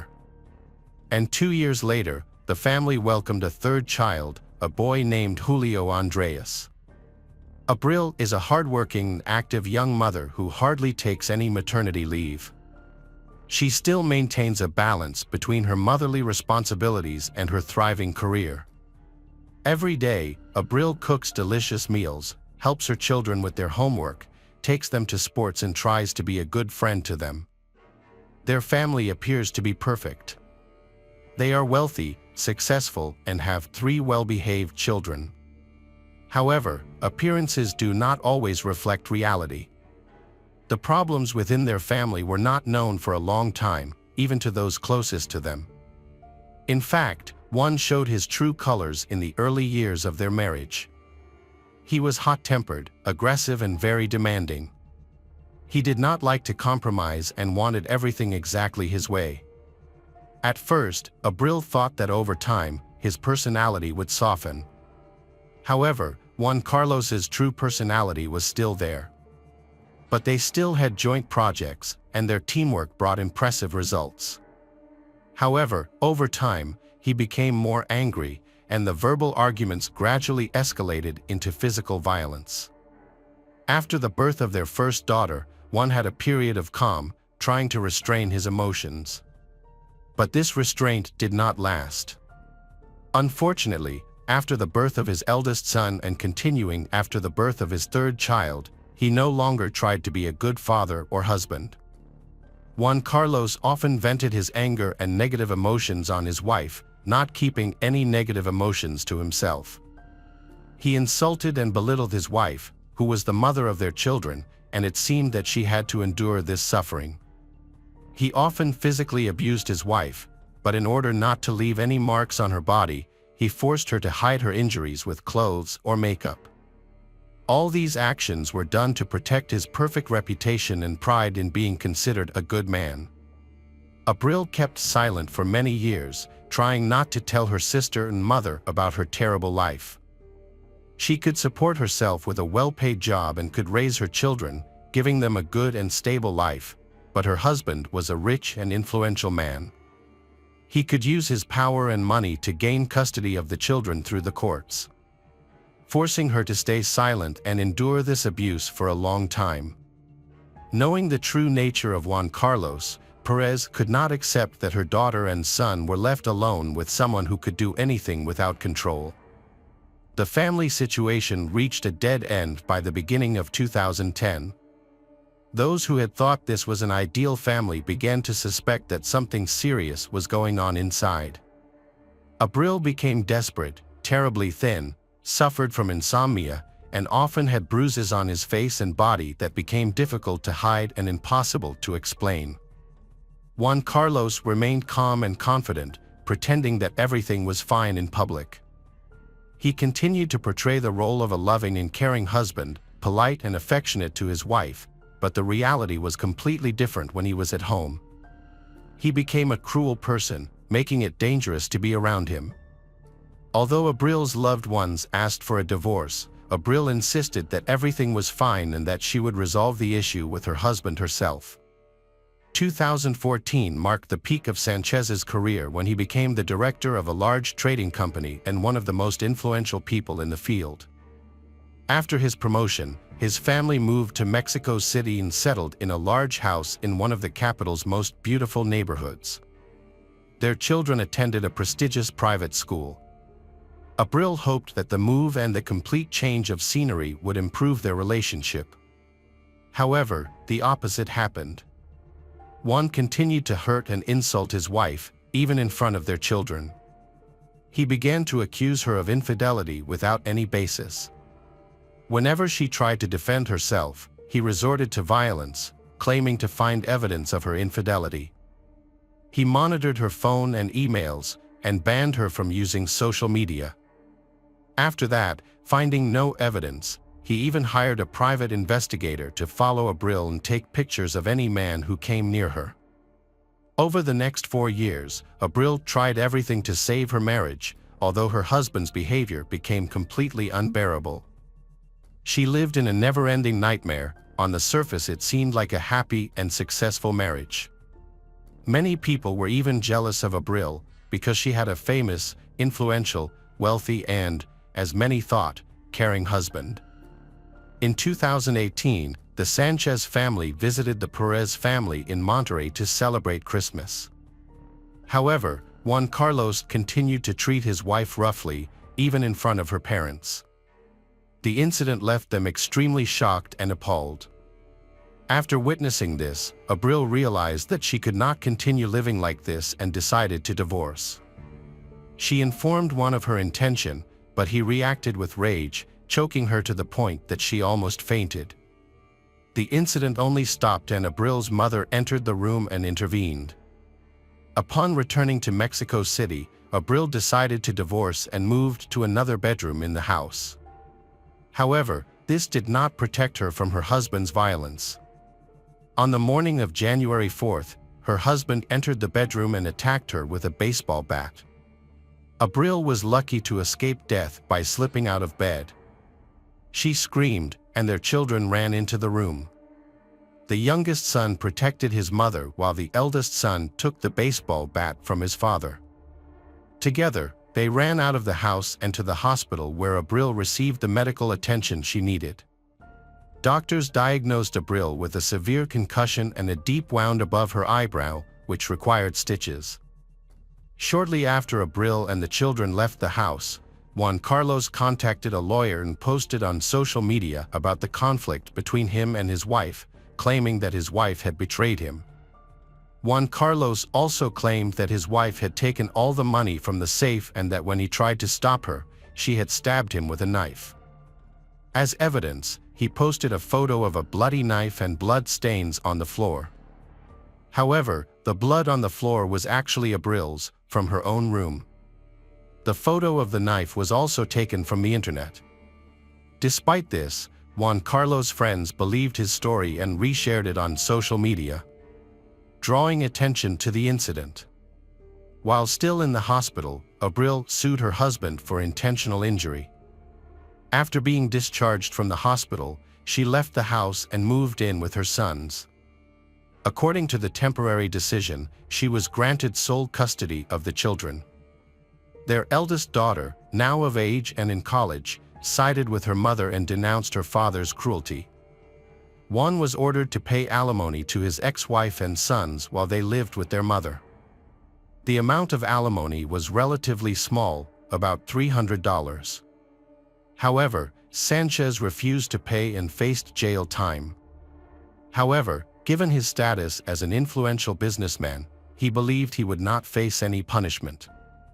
After experiencing the nightmare, Abril decided to return to her hometown of Monterrey, to her parents' house, taking her children with her.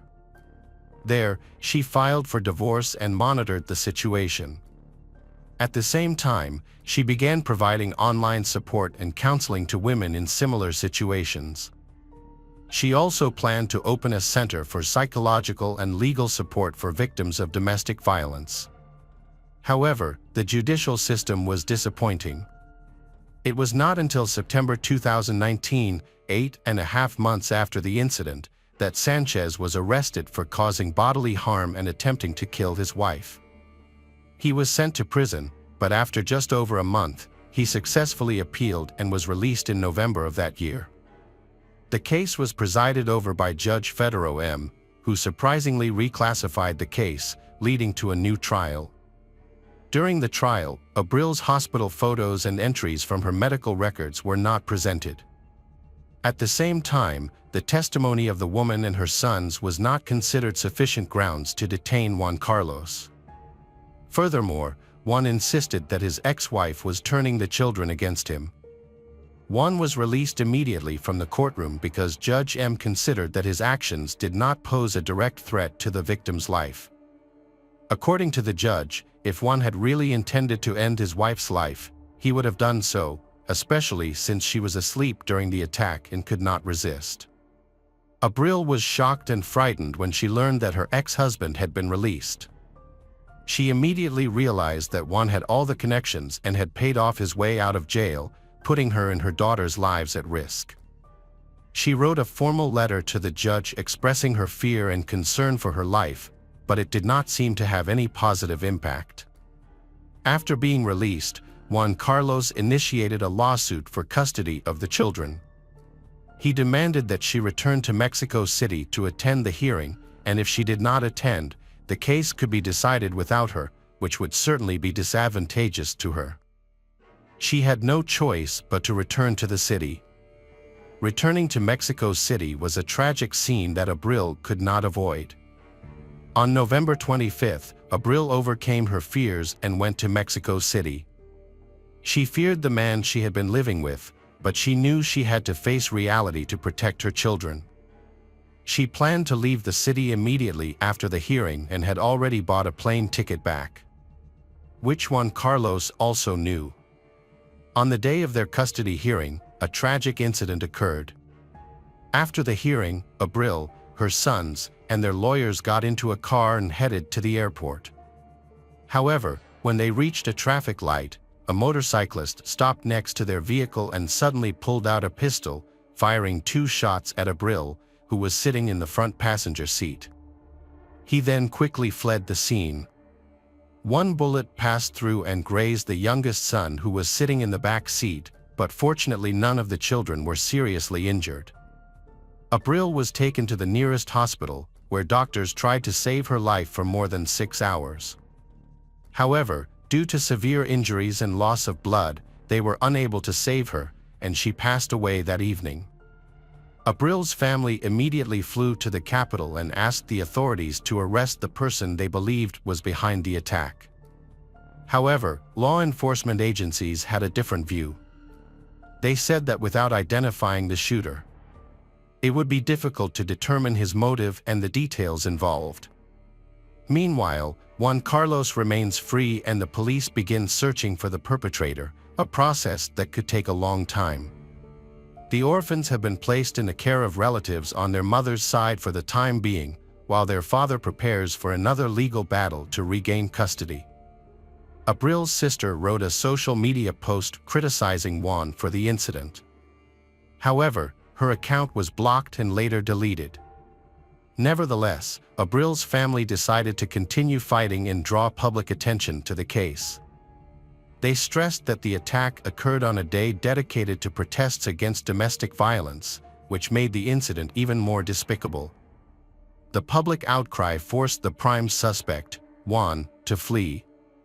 Abril's family drew attention to the tragedy that had befallen them.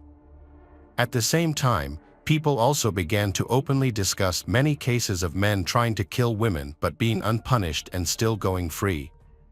Mexican politician and women's rights activist Claudia Sheinbaum Pardo has officially confirmed that Abril's case will be reinvestigated and classified as femicide.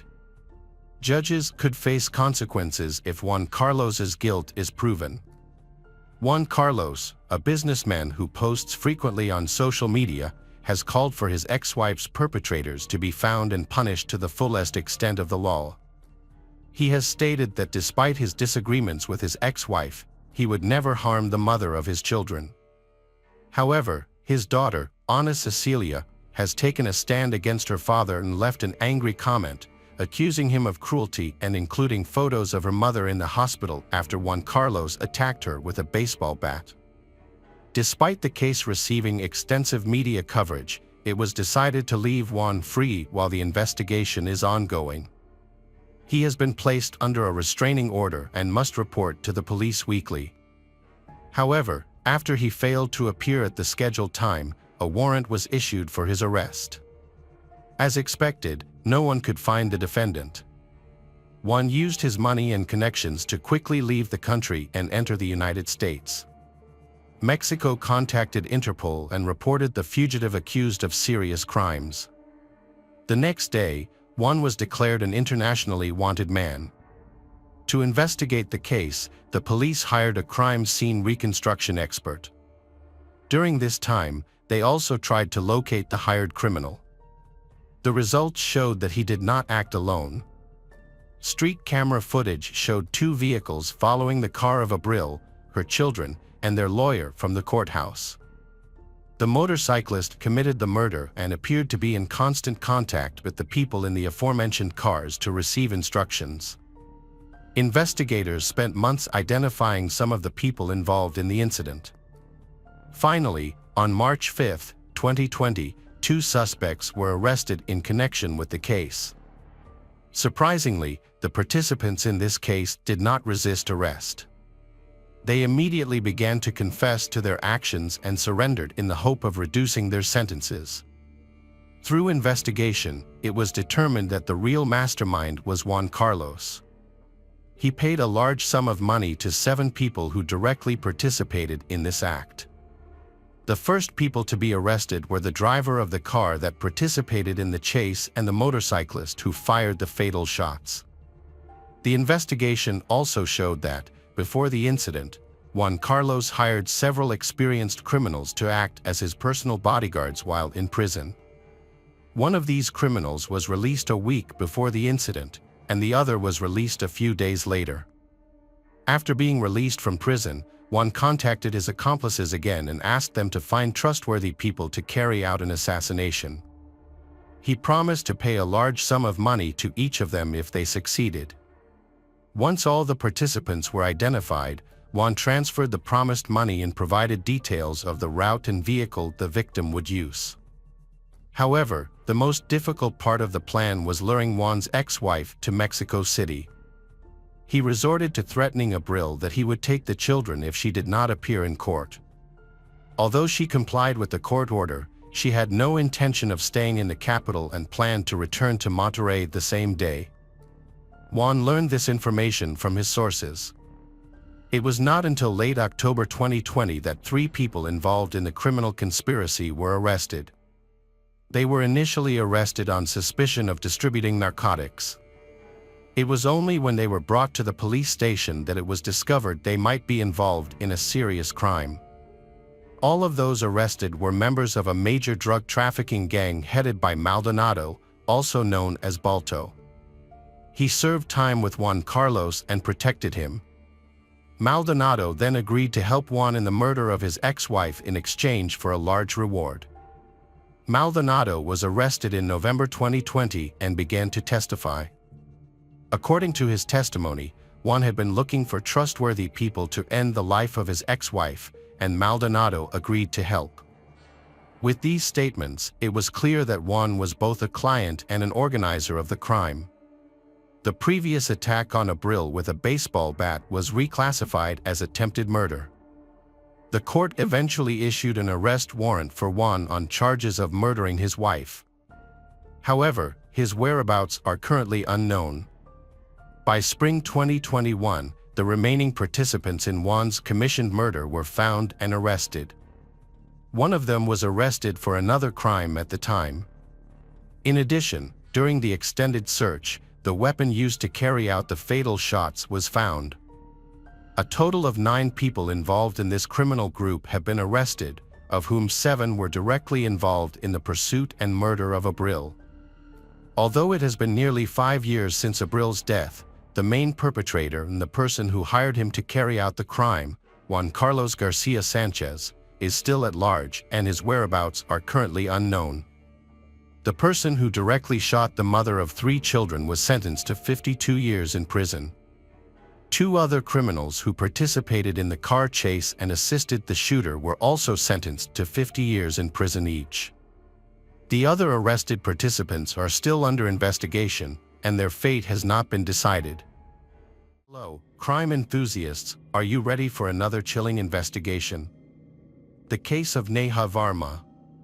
Megha Deshpande lived with her 21-year-old daughter, Ashlesha, and her 70-year-old mother, Rohini, in a luxurious neighborhood called Srinagar in Indore. This city known for consistently ranking as one of the cleanest in India. The fact that they resided in Srinagar, an area predominantly inhabited by the wealthy, suggested that the Deshpande family was financially well off. Megha worked for a multi-level marketing (MLM) company for a considerable time. MLM is also referred to as network marketing, direct selling, and pyramid selling. To understand how an MLM business works, imagine a pyramid structure. At the top is the company owner. When the owner recruits 2 individuals and they join the company, it creates a network. These 2 individuals then recruit more people to join the company, and the process continues. The company generates profit from each new member or associate that joins, allowing the business owner to constantly earn income through the growth of their network. Before moving to Indore, Megha lived in Yuan, a city approximately 35 miles away, with her husband, Nanai Deshpande. However, due to his job as a bank manager, Nanai remained in Yuan, while Megha relocated to Indore with her daughter and mother a few months ago. Thanks to Nanai's stable job and Megha's successful career in the MLM company, the Megha's family has a stable financial situation and does not have to worry about money. In the neighborhood where Megha lives, people are very united and it is also very safe with very little crime. Residents have always felt safe and nothing unusual has ever happened there until June 13, 2011, when that all changed. On that day, no one in Megha's family left the house until noon and no one heard their voices. A neighbor walked by Megha's house and then she noticed a very strange thing. Footprints made of bloody stains led around the house, alarming her. She quickly notified the landlord. And the landlord then knocked on the door several times, but received no answer. Next, the landlord attempted to look inside through a window and was met with a very scary sight, 3 women were lying on the floor, their bodies covered in blood.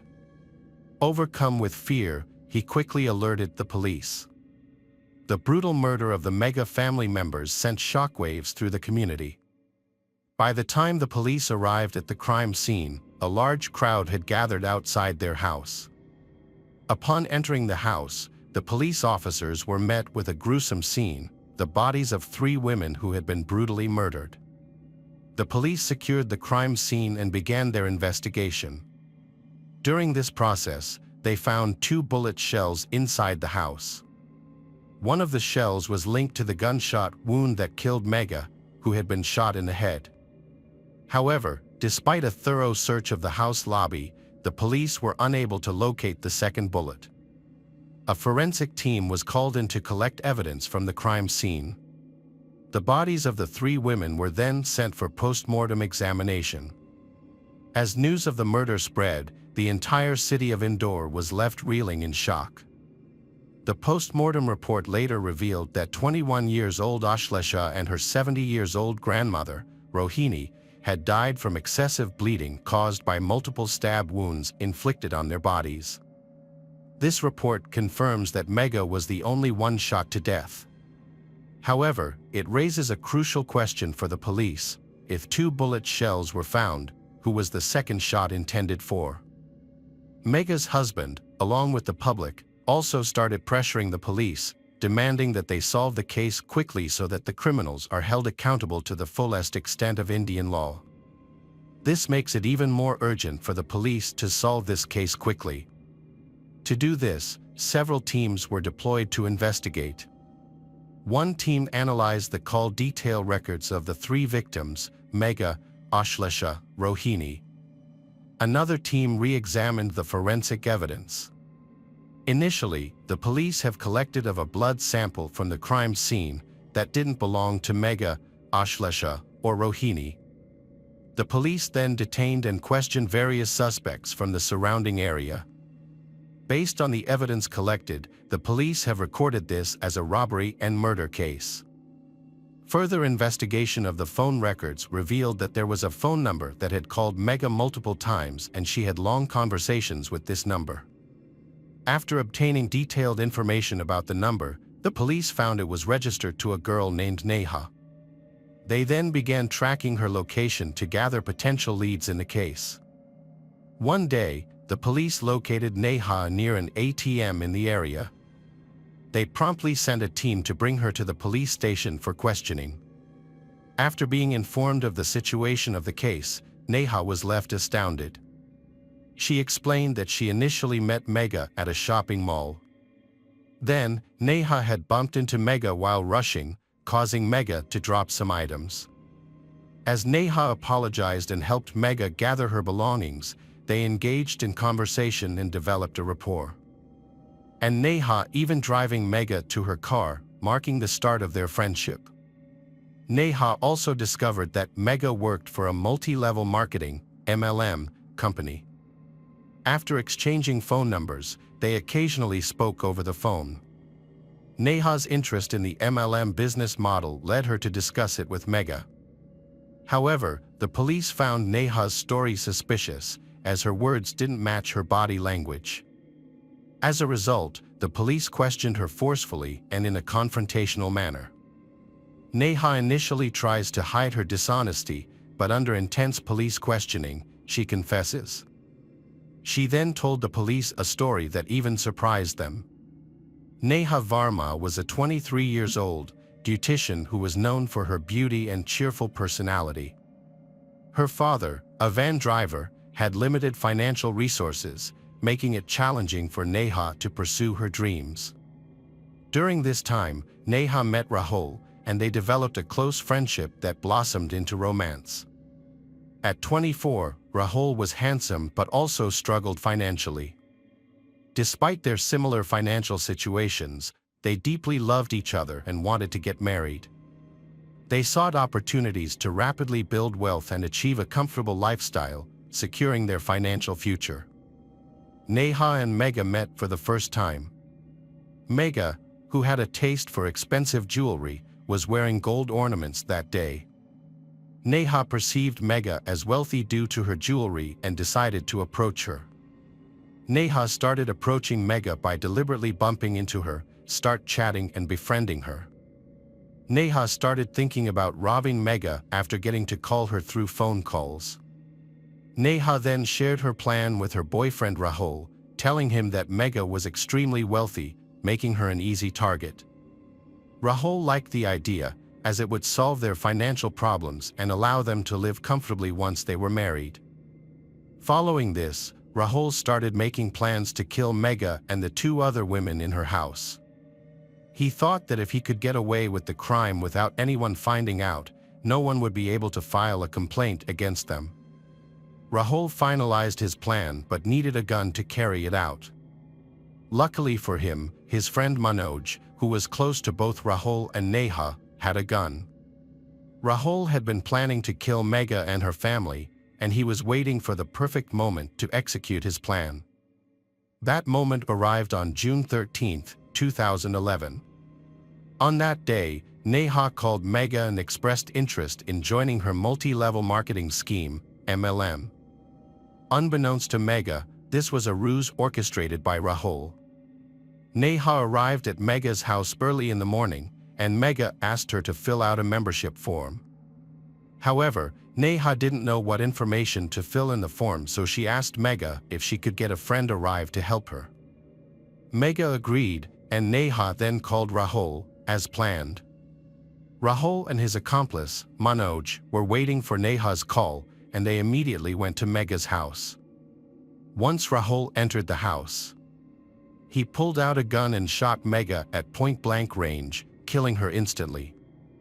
The sound of this gunshot reached Ashlesha and Rohini, causing both of them to run into the lobby.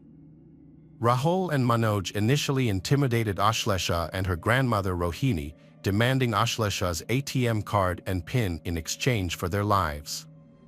Ashlesha, hoping to be spared, quickly handed over the card. However, Rahul and Manoj were aware that they had been seen, and this posed a risk to their. To eliminate witnesses, Rahul attempted to shoot Ashlesha but accidentally shot himself in the foot instead. Manoj then took a knife and brutally murdered both Ashlesha and Rohini. After the killings, the three thieves, including Neha, Rahul, Manoj, stole approximately 1 million Indian rupees and valuable jewelry worth up to $500,000 rupees and Ashlesha's ATM card. Rahul, along with Neha and Manoj, had planned to use the ATM card to withdraw cash.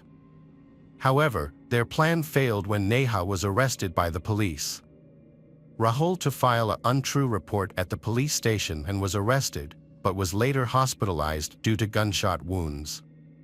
The police matched Rahul's blood sample from the crime scene to one taken from him. It was a match. The police quickly solved the case and arrested the suspects.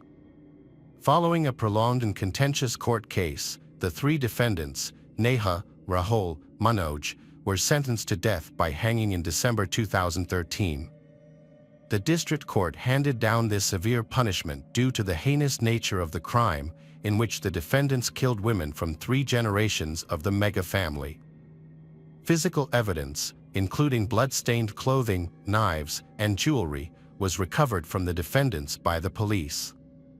One of the defendants, Neha, is currently serving her sentence in the central jail. Notably, she has been teaching a beauty parlor course to fellow female inmates while incarcerated. This case was notable for being the first time the district court had imposed a death sentence on a woman. Neha and Rahul's desire for quick wealth led them to get involved in a life of crime. It is fortunate that the perpetrators were caught. If Mega had not worn her valuable jewelry to the mall and had not trusted a stranger she met there, the outcome may have been different. Mega's husband, Nana Deshpande, was pleased with the court's decision and praised the judiciary and the police for their efforts. Hey detectives! Welcome back. We've got another mysterious case to explore. The case of the Ortega family. Paula, born in March 1986, is the second child in a large family. She excelled at Dario Figueroa Lara School and then went on to study at the Polytechnic University. During her time at university, Paula discovered her passion for the hospitality industry. After completing her studies, Paula became actively involved in expanding her family's business, focusing on the production of party goods. Her family, the Ortega Alcosers, were wealthy and highly respected in Sangalqui and surrounding towns in Ecuador. Paula's father had started his business by supplying party goods across Ecuador, eventually finding great success and enabling him to produce his own balloons, piñatas, and other festive items. This growth led to the establishment of multiple stores. The business success led to the opening of several stores in various locations, including in Sinoli in Ecuador's capital, Quito. Each member of the family played a vital role in the business, contributing to its development and operation. The father oversaw the expansion of the main production line, while opening new workshops for various party items. Paula and her two siblings each managed a store, shaping it according to their own vision. Paula's entrepreneurial skills extended beyond just managing her store. The business became even more successful when she added a party planning service. This venture brought her immense joy as it allowed her to bring happiness to people. Paula Ortega has achieved great success in her business career, but her personal life has not been as fortunate. Despite her youthful appearance, but she faced numerous hardships in her life, with her first marriage to Carlos Pedro serving as an example. After their first daughter was born, Carlos became an alcoholic.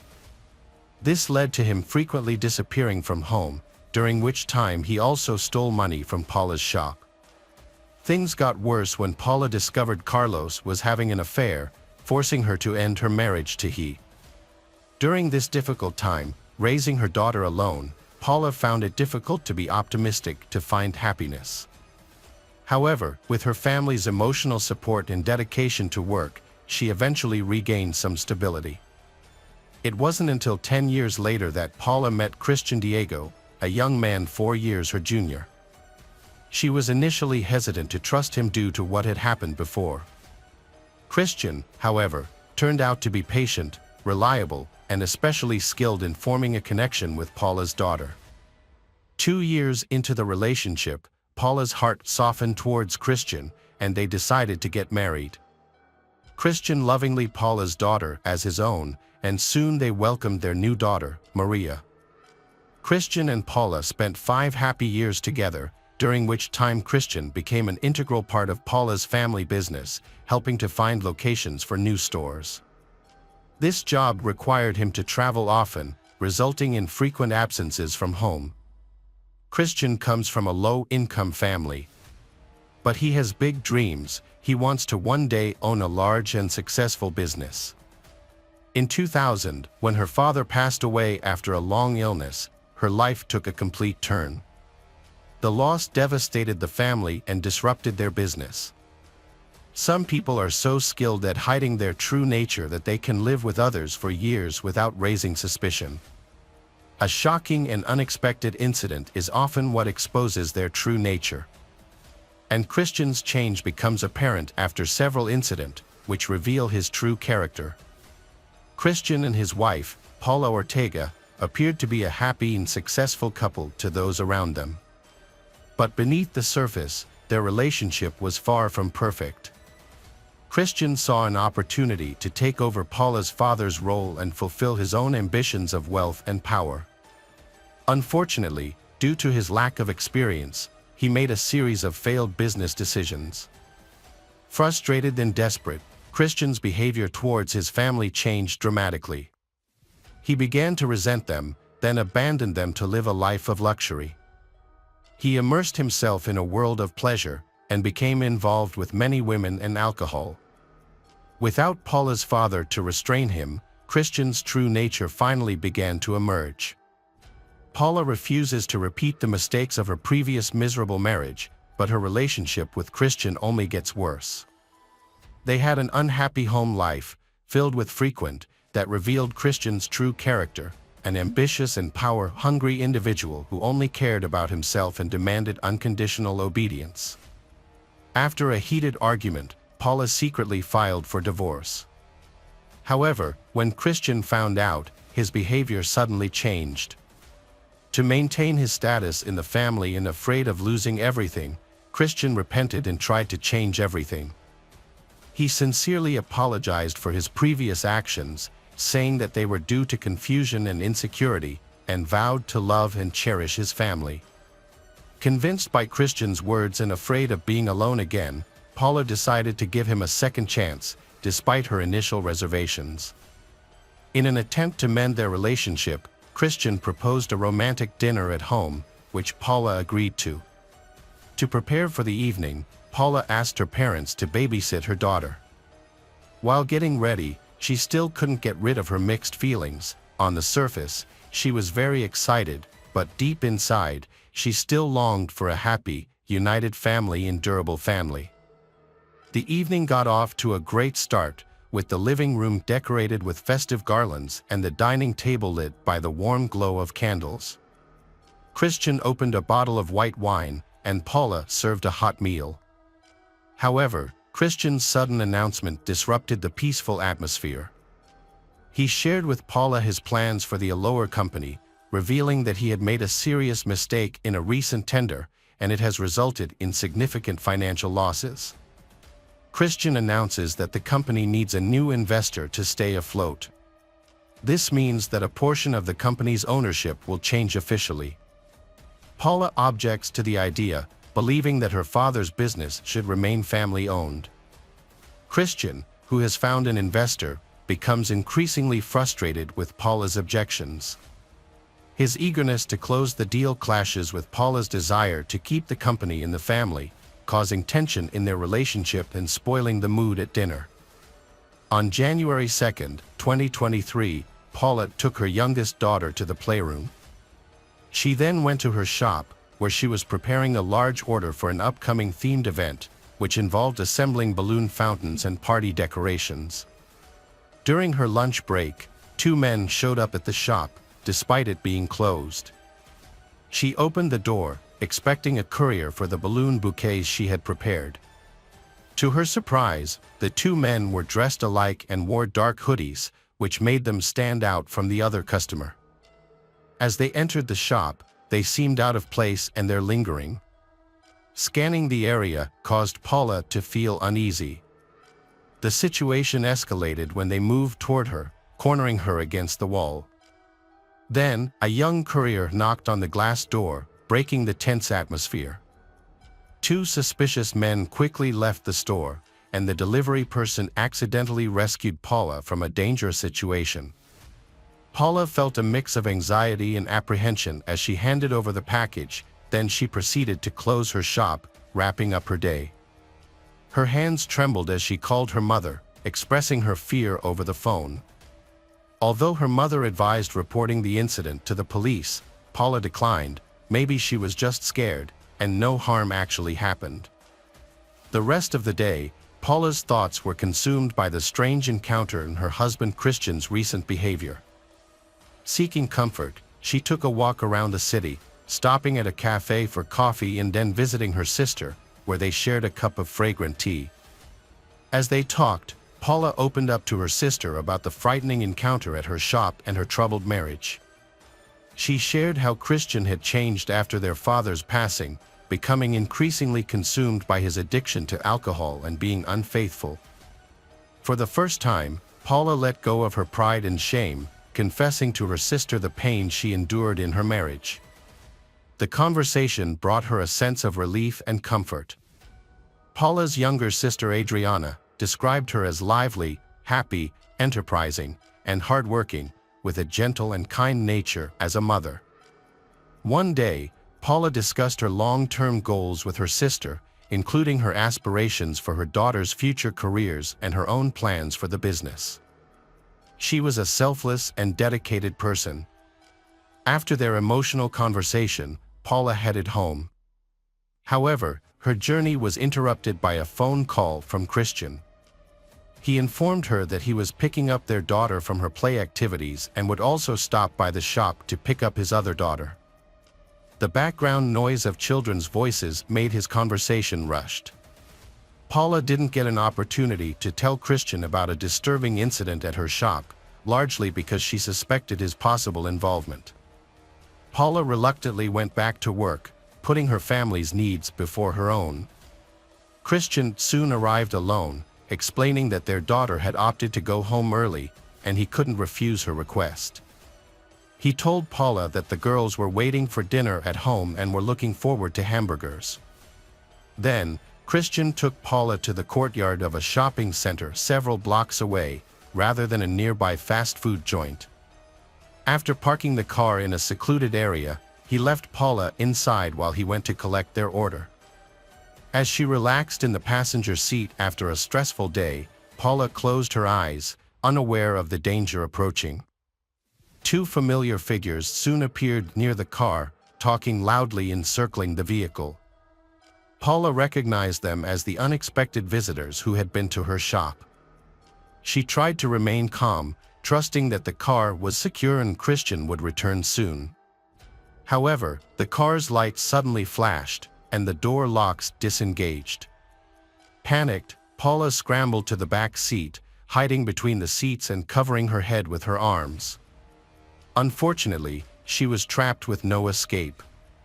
One of the intruders took the driver's seat, and the other got into the back seat. There, he pinned Paula down, making her situation worse. She then felt a warm liquid flowing down her arm, and shortly after, she lost consciousness. Paula sustained severe injuries, including 11 knife wounds on her neck and 2 on her face. A violent attack left Paula heavily injured and her assailants fled the scene. 7 minutes later, Christian returned to the car and witnessed a horrifying scene. The inside of the car was covered in blood. Panicked, Christian called emergency services and struggled to explain the situation clearly. After notifying Paula's mother about the attack, Christian drove to the hospital, but sadly, Paula died in the emergency room before receiving medical attention. Christian's reaction to his wife's tragic death was one of intense grief. Paula's sudden and violent death left everyone in shock, and many questions remained unanswered about the identity and motives of her attackers. Investigators discovered that $600 and a gold necklace were missing from Paula's purse, so they initially suspected a robbery. Further investigation revealed that 2 unknown men had visited Paula's store earlier that day, captured on city cameras. Although the footage showed the suspects wearing hoodies, making their faces unidentifiable, but images from the security camera footage still provide some clues for investigators to pursue. 2 months after the tragic incident, Paula's family was still seeking justice, but the investigation had made little progress. However, things changed when Paula's younger sister, Adriana, shared important information that she suspected Christian was involved in the case. Adriana told investigators about her conversation with Paula on the day of the incident. Revealing Christian's infidelity and domestic violence towards Paula, which led Paula to consider ending her marriage. Christian had a motive for the crime, because if the divorce happened, his ambitions would be affected and he would lose his wealth and social status. The prosecution learned about this lead further and conducted a search of Christian's home, where they found incriminating messages on his phone. These messages revealed multiple affairs and strained marital relations. Another critical piece of evidence was a document that Paula had refused to sign, which would have transferred the company to other investors. As the prosecution continues to gather evidence against Christian, they uncover new details that shed further light on the complexities of Christian and Paula's relationship. Notably, 2 weeks after the incident, Adriana discovered a transaction that raised further suspicions about Christian's behavior. She discovered that he had made a significant transaction, transferring $2,000 to an unidentified woman's bank account. He made a payment from his wife Paula's account while she was dying from her injuries. It seems Christian has been waiting for the right opportunity to do this. Investigations confirmed that on the day of the incident, Christian made a $2,000 transfer to Laura Castillo's bank account. Laura, a 28-year-old woman, was questioned by police after her identity was discovered as the recipient of the payment. Laura explained that she had noticed her bank card was missing a couple of days before the transfer but hadn't thought much of it, assuming her brother had borrowed it. Although her account received the payment, Laura denied knowing Christian and had a solid alibi for the time of the incident, which cleared her of any involvement. She was released from questioning, but the investigation was left at a dead end once again. Days after the crime, Laura went back to the police station with an update on her brother. As she initially suspected, he had indeed returned her bank card. Laura gave a detailed description of her brother's appearance, which matched one of the criminals caught on surveillance cameras near the car. One crucial piece of evidence was that one attacker had neglected to pull up his hood while fleeing the scene, allowing his face to be seen. The investigation led to the identification of two offenders, Byron and Morton Castillo, who had an extensive history of criminal activity. The two criminals were arrested, but the question remains, why did these criminals target Paula? A deeper investigation revealed that they had attacked Paula repeatedly.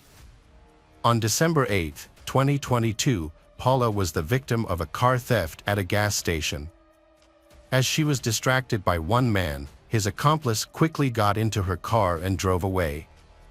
Thankfully, her daughters were not in the vehicle at the time. The gas station's surveillance footage revealed the identities of the perpetrators. Besides, Paula had unknowingly met one of the thieves earlier that day. In a surprising turn of events, Christian then came forward claiming that the thieves had contacted him. He arranged a meeting with them, and during this encounter, he managed to retrieve Paula's stolen belongings, including her wallet. This action of Christian makes people suspicious of his true intentions and wonder if he is collaborating with the thieves. Surveillance cameras became key in identifying the men involved in the carjacking, and Christian realized he was a suspect. To divert the police's suspicion, Christian created a new defense story, claiming that he had been blackmailed by Byron and Morton. They demanded a large sum of money from him. However, before he could make this statement, the police acted quickly by questioning Byron and Morton separately and only telling one of them that the other suspect had confessed. The police obtained a confession from Morton. According to Morton's statement, Christian had paid them $2,000 over 2 months before to kill his wife, Paula, with the promise of an additional $2,000 after the murder. During a reenactment of the crime, Morton showed how he inflicted 11 fatal knife wounds on the Paula. With the crime exposed, Morton callously revealed all the details about his and Christian's arrangement. Morton exposed that the car theft and the attack on Paula's shop were also tactics used by Christian to intimidate her. Fortunately, Paula survived for a few hours longer than planned. On November 29, 2023, the three suspects, Christian, Byron, and Morton, appeared in court. The prosecution presented a detailed account of the incidents on the day of the murder, compiled from multiple sources. Surveillance camera footage from the area where Christian parked his car was analyzed using forensic techniques. The footage revealed a disturbing series of incidents. In the video, Christian is seen leaving his car and walking towards an elevator in a nearby shopping center. Soon after, Christian is seen remotely unlocking his car from a distance, allowing two accomplices, Byron and Morton, to enter the vehicle and attack Paula. The prosecutor's report highlighted Christian's unusual behavior after the attack. Surveillance videos showed him pacing back and forth, making phone calls, and even approaching and then retreating from the car. When he found his bleeding wife, he displayed no signs of shock or a sense of urgency to get her medical help. According to the videos, during the first 4 minutes after the attack, Christian's actions were calm and deliberate. He callously handled financial transactions, paying Byron and Morton for their role in the assault, while Paula lay bleeding in the car. At the time, she was still alive. Paula's family lawyers used this footage as evidence, urging the court to consider it as an aggravating factor in the crime. Christian dropped off Byron and Morton near Paula's store before the attack. However, these individuals arrived at the store earlier than expected, suggests that the original murder may have been planned for the store's closing time, when Paula was alone and eating lunch. The sequence of incidents presented in court during Christian's trial indicates that the crime was premeditated.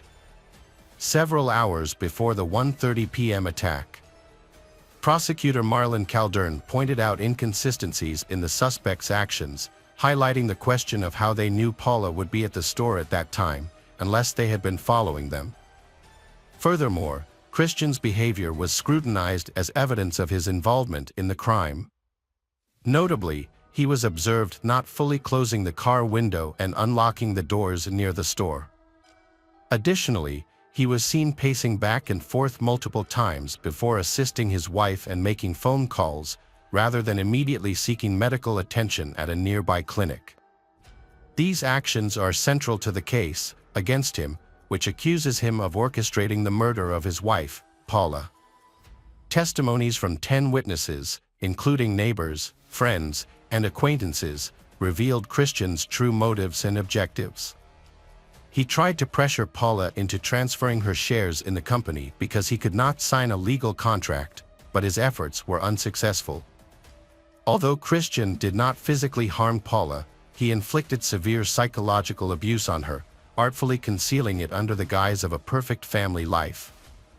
The Prosecutor General's report stated that video evidence implicated Christian as the mastermind behind the crimes, leading to his isolation. This measure is not an arrest warrant but a precautionary step to curb his threat to society. After this incident, Christian was accused of orchestrating his wife's death. His defense team tried their best to defend that he was innocent. However, they were unsuccessful in refuting key evidence, including surveillance footage and falsified company transfer documents. The defense team then changed their strategy, attempting to depict Christian as suffering from a mental disorder. Multiple psychiatrists evaluated Christian, but ultimately, he was deemed competent to stand trial. With the gravity of the situation becoming increasingly clear, Christian's defense counsel advised him to flee the country. They asked if his passport was ready and suggested that he purchase a ticket to Panama for the next day. However, this plan to evade justice ultimately failed. Christian's search for Central American flight tickets initially raised suspicion with the authorities. Following this discovery, the prosecutor quickly ordered an 8-hour detention of Christian. This was succeeded by the presentation of charges and the disclosure of case details to a specialized domestic violence judge, preceding the trial. Christian was held in pre-trial detention as the alleged mastermind behind an extreme act of violence that left 2 young children without a mother and their family to grieve. The Paula Ortega family demands justice for this heinous crime, emphasizing the immense pain and suffering inflicted on their children and the devastating loss they endured. After the case was widely publicized, the jury delivered a guilty verdict, finding Christian and his 2 accomplices, Byron and Morton, committed a brutal, intentional and carefully planned crime. As the trio showed no remorse, Christian and Byron and Morton were ultimately sentenced to 26 years in prison. The municipal authorities of Ruminawi are deeply saddened by the loss of Paula. They expressed their heartfelt condolences to her family and friends. Paula was a highly respected businesswoman, a loving friend, mother, and wife who played a vital role in the development of the canton and bringing prosperity to those around her. Welcome back, mystery lovers. Today's case is going to keep you on the edge of your seat. The case of Teresa Halbach. Teresa was born on March 22, 1980, to parents Richard and Karen Halbach. She was the youngest of 5 siblings, and the family she lived on a dairy farm. When Teresa was 8 years old, tragedy struck as her father passed away, leaving Karen to care for the family alone. Karen later married her Richard's brother, Thomas, and together they raised their blended family. Teresa is an adventurous and nature-loving individual, who dreamed of becoming a National Geographic photojournalist. She excelled academically, graduating summa cum laude from the University of Wisconsin-Green Bay with a degree in photography. After college, Teresa continued her work with Pierce Photography, a company where she had interned during her studies. She also launched her own business, Photography by Teresa, operating from the Pierce studio. Teresa traveled extensively for her work and to supplement her income. She took on freelance photography jobs for Auto Trader magazine, photographing vehicles for sale. Tragically, this job ultimately resulted in her premature death. All evidence pointed to a single suspect, Stephen Avery. He had contacted Teresa to schedule a photo shoot of his sister's minivan. According to records, Teresa was last seen at 2:30 p.m. that afternoon. This was later confirmed by Stephen's nephew, Bobby, who told the police that he saw Teresa's car enter the salvage yard. Stephen was originally charged with using a gun on November 11, 2005. Subsequent charges included the murder of Teresa Halbach, her kidnapping, and the mutilation of her body. However, while being investigated for these crimes, the police found blood in the SUV Teresa's that matched Stephen's. In his room, they discovered a set of car keys belonging to Teresa. Throughout the investigation, he insisted that the police were attempting to frame him. Stephen was born on July 9, 1962, in Wisconsin, where he grew up with his parents Dolores and Alan, and siblings Charles, Earl, and Barbara. However, he had a troubled past, having dropped out of high school with a reported IQ of 70. In 1981, he was jailed for 10 months after breaking into a bar. In the following year, he was found guilty of animal cruelty for brutally killing his pet cat.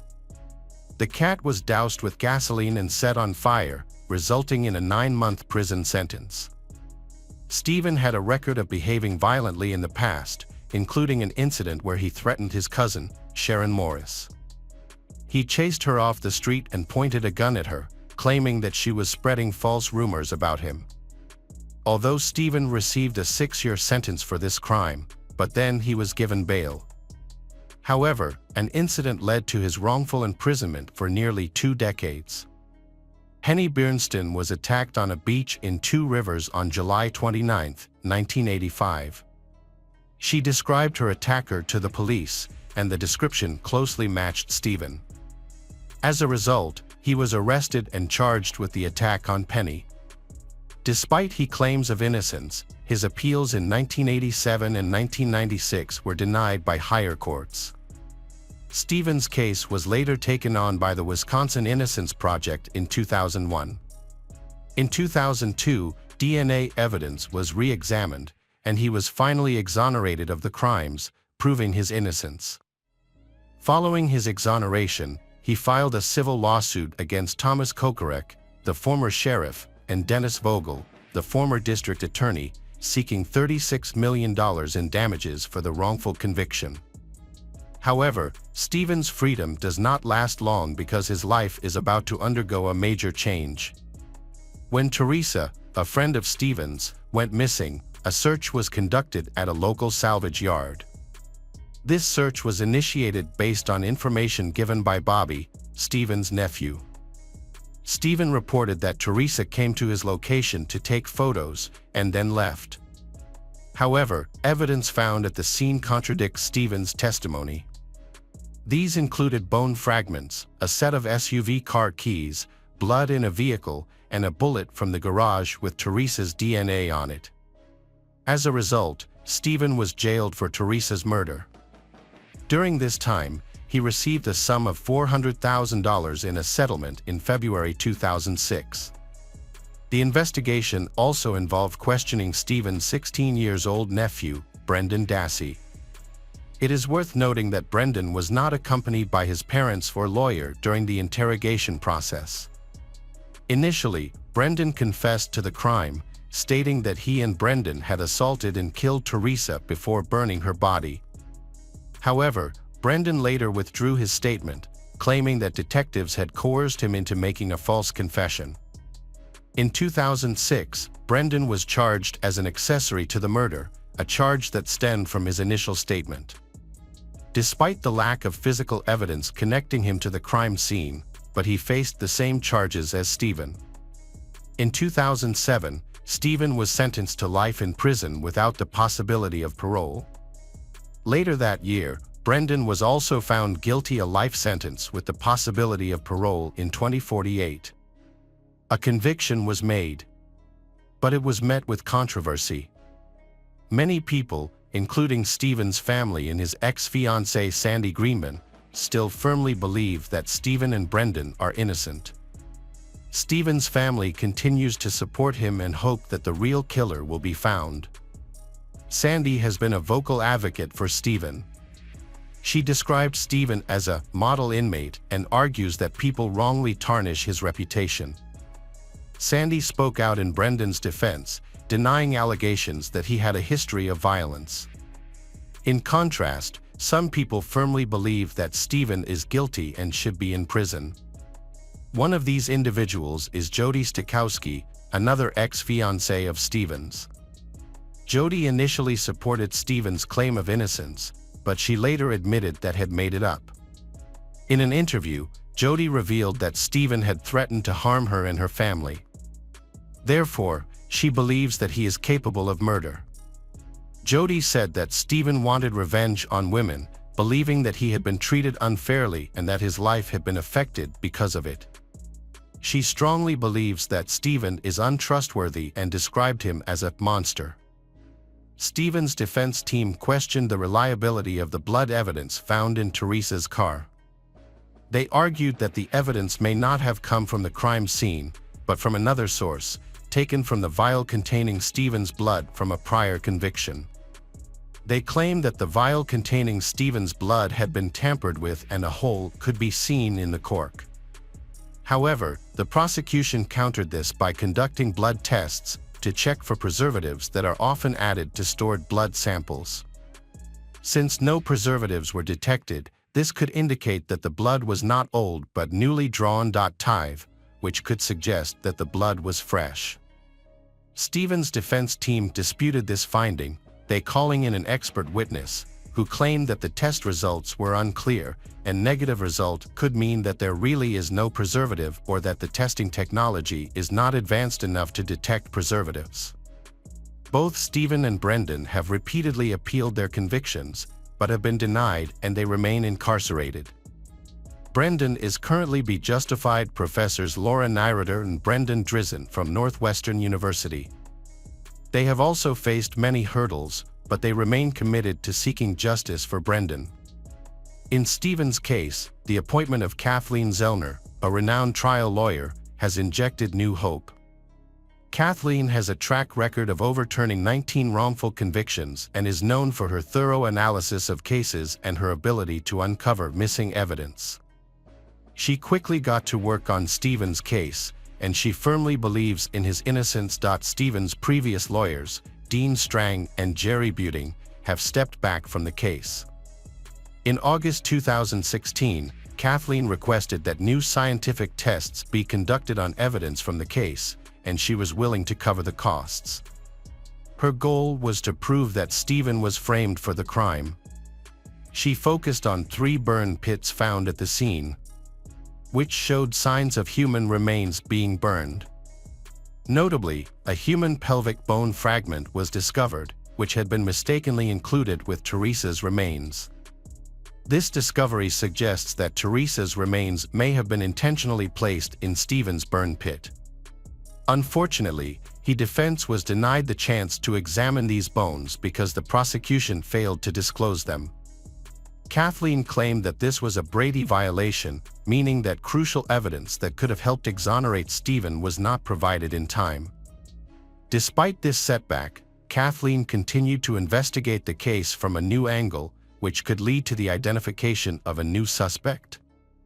Kathleen decided to investigate the Bobby family's computer as an alternative to testing the bone fragments. The computer analysis revealed several disturbing findings, including violent and pornographic images of women being tortured and videos showing women as victims. These materials were accessed at times when Bobby was supposedly at home. Furthermore, Barbara Taddick, Bobby and Brendan's mother, her husband Scott, and Stephen's sister seemed to conceal evidence to avoid implicating Bobby.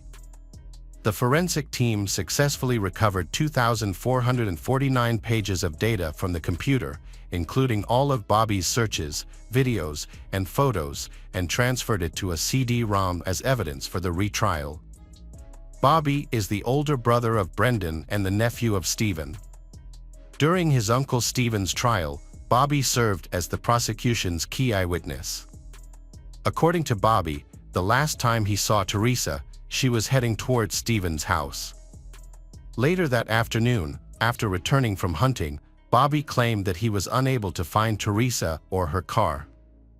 Brad Dassey, the half-brother of Bobby, has made several claims that have added. He believes Stephen is innocent.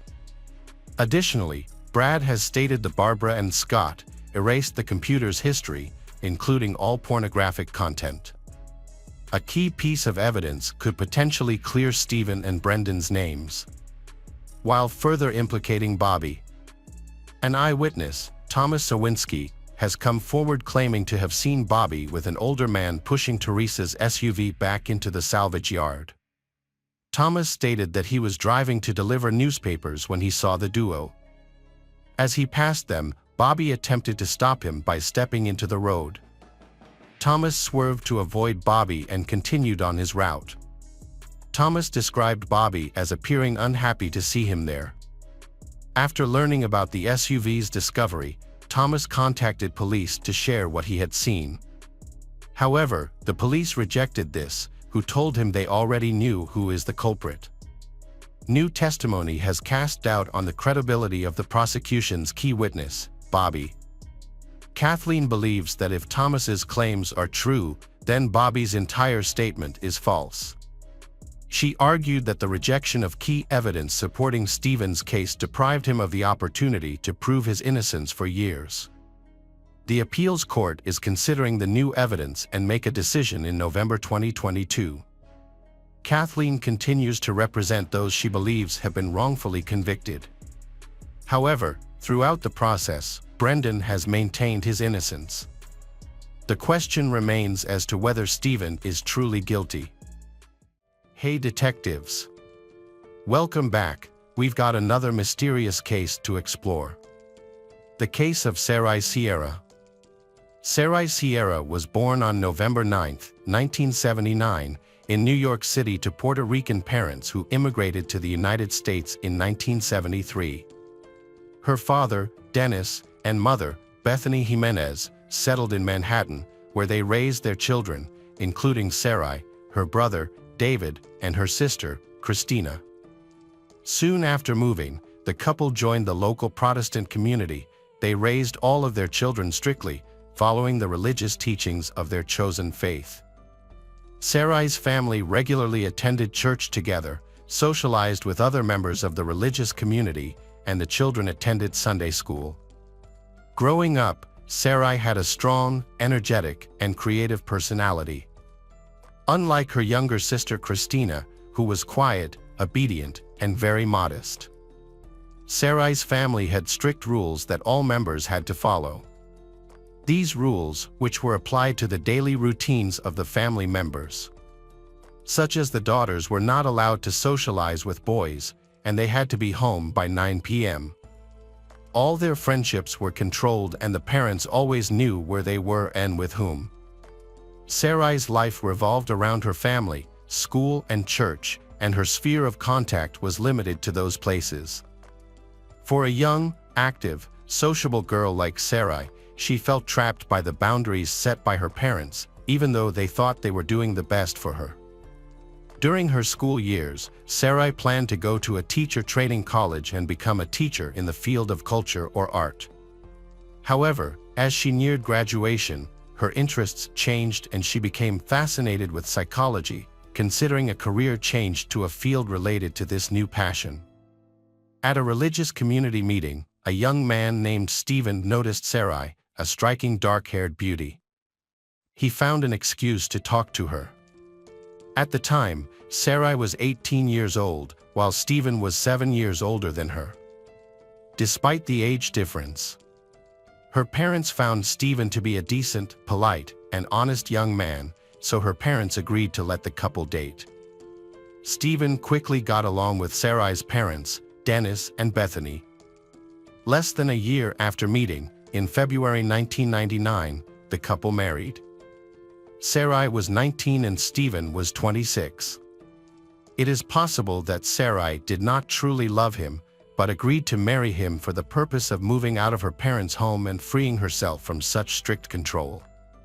After the move, Stephen and Sarai settled in Michigan, where Stephen's parents lived. The change was especially important for Sarai, who had spent most of her life in New York. The new environment seemed to have a positive effect on her. She enjoyed decorating her new home, making new friends, and exploring the area.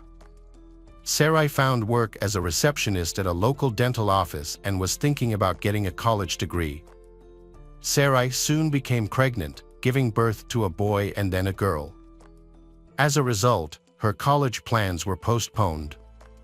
A few years later, the Sarai family of 4 decided to move again, this time to California, where they settled in the Silver Lake neighborhood of Los Angeles.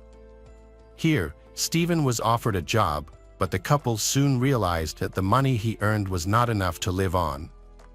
After consulting with each other, they decided to move back to New York. They found a small apartment to rent. At this time, the couple was having financial difficulties. Sarai remained at home to take care of the children, while her husband did many odd jobs to make a living. However, things began to stabilize when the children started going to school. Sarai got a job at an advertising agency. At the same time, Stephen found a stable job as a bus driver on one of the city's routes. Sarai put her studies on hold to raise her children. As her children grew older and her life became more stable at the age of 30, she returned to her long-cherished dream of pursuing an education. She decided to pursue a different field, choosing a degree in psychology at a local university. However, the boring classes began to bore Sarai. She decided to find herself in a different field, choosing a career that would inspire her and allow her to express herself. Since Sarai had always been creative, good at drawing and seeing beauty in everything, her artistic eye eventually led her to photography. To further hone her skills, she joined a prestigious photography community in New York. Her talent was quickly recognized as she demonstrated her ability to choose the perfect angle and create beautiful compositions. Her work was even praised by professionals for its creativity and vision. In early 2012, Sarai's colleagues advised her to create a social media page to showcase her work. She followed their advice and started posting her photos online. The response was overwhelming, with thousands of users subscribing to her profile and enthusiastically commenting on each new post. Within a few months, she became a real star, and her subscriber count continued to grow exponentially. The enthusiasm really overwhelmed Sarai. She felt that she could achieve much more and wanted to develop and improve in this direction. So she proposed to organize a group photography trip to look for beautiful and unusual locations in different parts of the world. She started by organizing short trips within the country, focusing on capturing iconic architectural landmarks and historical monuments through her lens. When her photos received significant attention and praise, she was motivated to continue. Next, Sarai wanted to travel to Istanbul, one of the most ancient and beautiful cities in the world, to document the city's historical sites. Sarai's decision to take a photography trip to the other side of the world surprised her family, especially her parents. Since she had never traveled abroad or been away from home for a long time, they were not very happy with the idea. However, Sarai was determined to carry out her plan and even arranged for her best friend, Magdalena, to come along. Her parents did not know that Sarai's family was going through a difficult time, as her relationship with her husband began to fall apart. It is possible that this difficult situation prompted Sarai's desire to take the trip, she wanted to change her surroundings and think about her family's difficulties. Sarai had lived in a strict framework for too long, and now she was eager to do what she wanted to do. At the same time, her husband Stephen's social media profile began posting cryptic statuses, reflecting on the value of marriage, love, and mutual respect in relationships. And there was a post where Stephen darkly hinted at Sarai's infidelity. But a few hours later, Stephen deleted the post, leaving unanswered questions behind. It was clear that he felt unhappy and unloved, and he tried to show it to everyone through his social media page. Sarai was also going through the same pain, but she kept it to herself, trying not to complain and focusing on her work. Sarai's long-awaited trip was coming up. But she received some disappointing news just before her departure. Her best friend Magdalena, who was supposed to accompany her, had to cancel the trip due to unforeseen work issues. Although Sarai was extremely upset, she had been looking forward to the trip for so long that she decided not to change her plans. Her family was worried about her traveling alone to a foreign country, but Sarai reassured them that everything would be fine. She promised to keep them updated by calling, writing, and sending photos every day. In addition, Sarai was also planning to visit Germany and Austria, where she had scheduled several commercial photography assignments. Her entire trip was literally scheduled by the hour, and she would not deviate from the plan. On January 7, 2013, Sarai traveled from New York to Istanbul. She had some cash with her, and she had carefully packed her belongings, which included a smartphone, a tablet, and a cheap DSLR camera with a professional lens. Upon arriving in Istanbul, she reported to her family that she had landed safely and was on her way to her pre-booked hotel, which was located in a less popular part of the city. Due to budget constraints, the hotel was located in a remote neighborhood that locals considered unsafe. After dropping off her luggage and changing into her travel clothes, she headed to the nearest metro station, eager to explore the historic city center. Sarai spent her days in Istanbul sightseeing and capturing the beauty of the city through photography. Every evening, she would video call her parents and husband, sharing stories about her experiences and plans for the next day. She also spent time processing the photos and sharing them on social media. Unknown to her family, Sarai met a young man named Tylan on social media in 2012. Over the course of several months, they corresponded and became very close. It was Tylan who convinced her to fly to Istanbul. As a native of Istanbul, Tylan was the ideal guide, showing Sarai around interesting places. Sarai trusted Tylan completely, and they spent many days together exploring the city.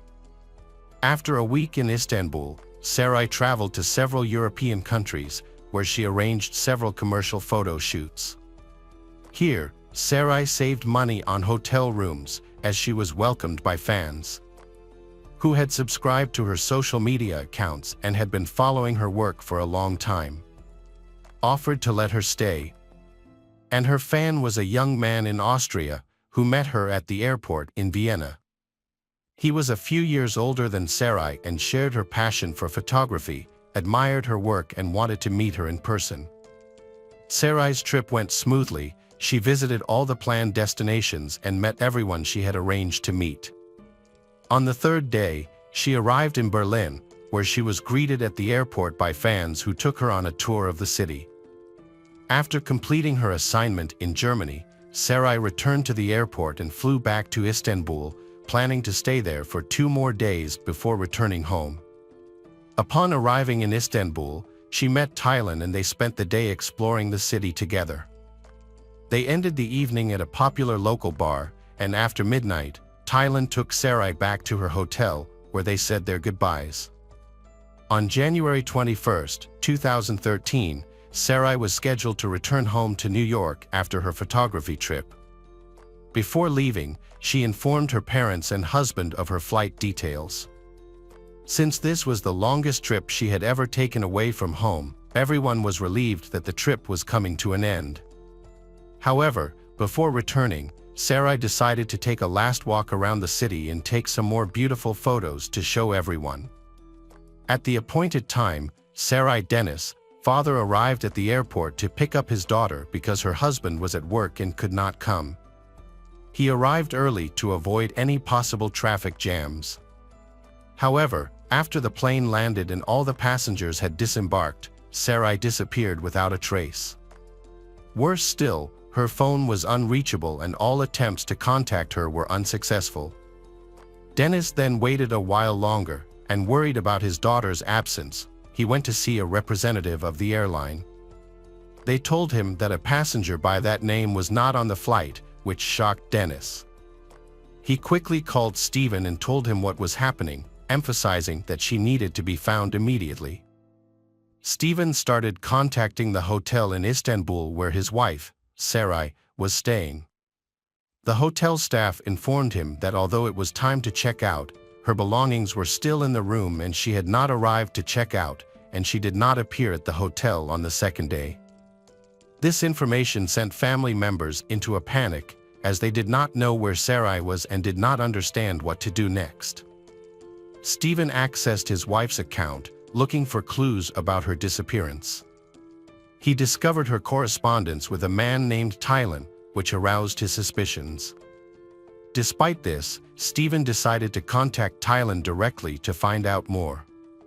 However, Tylan claimed that he had seen Sarai the day before she left and that she had not even called him before the flight.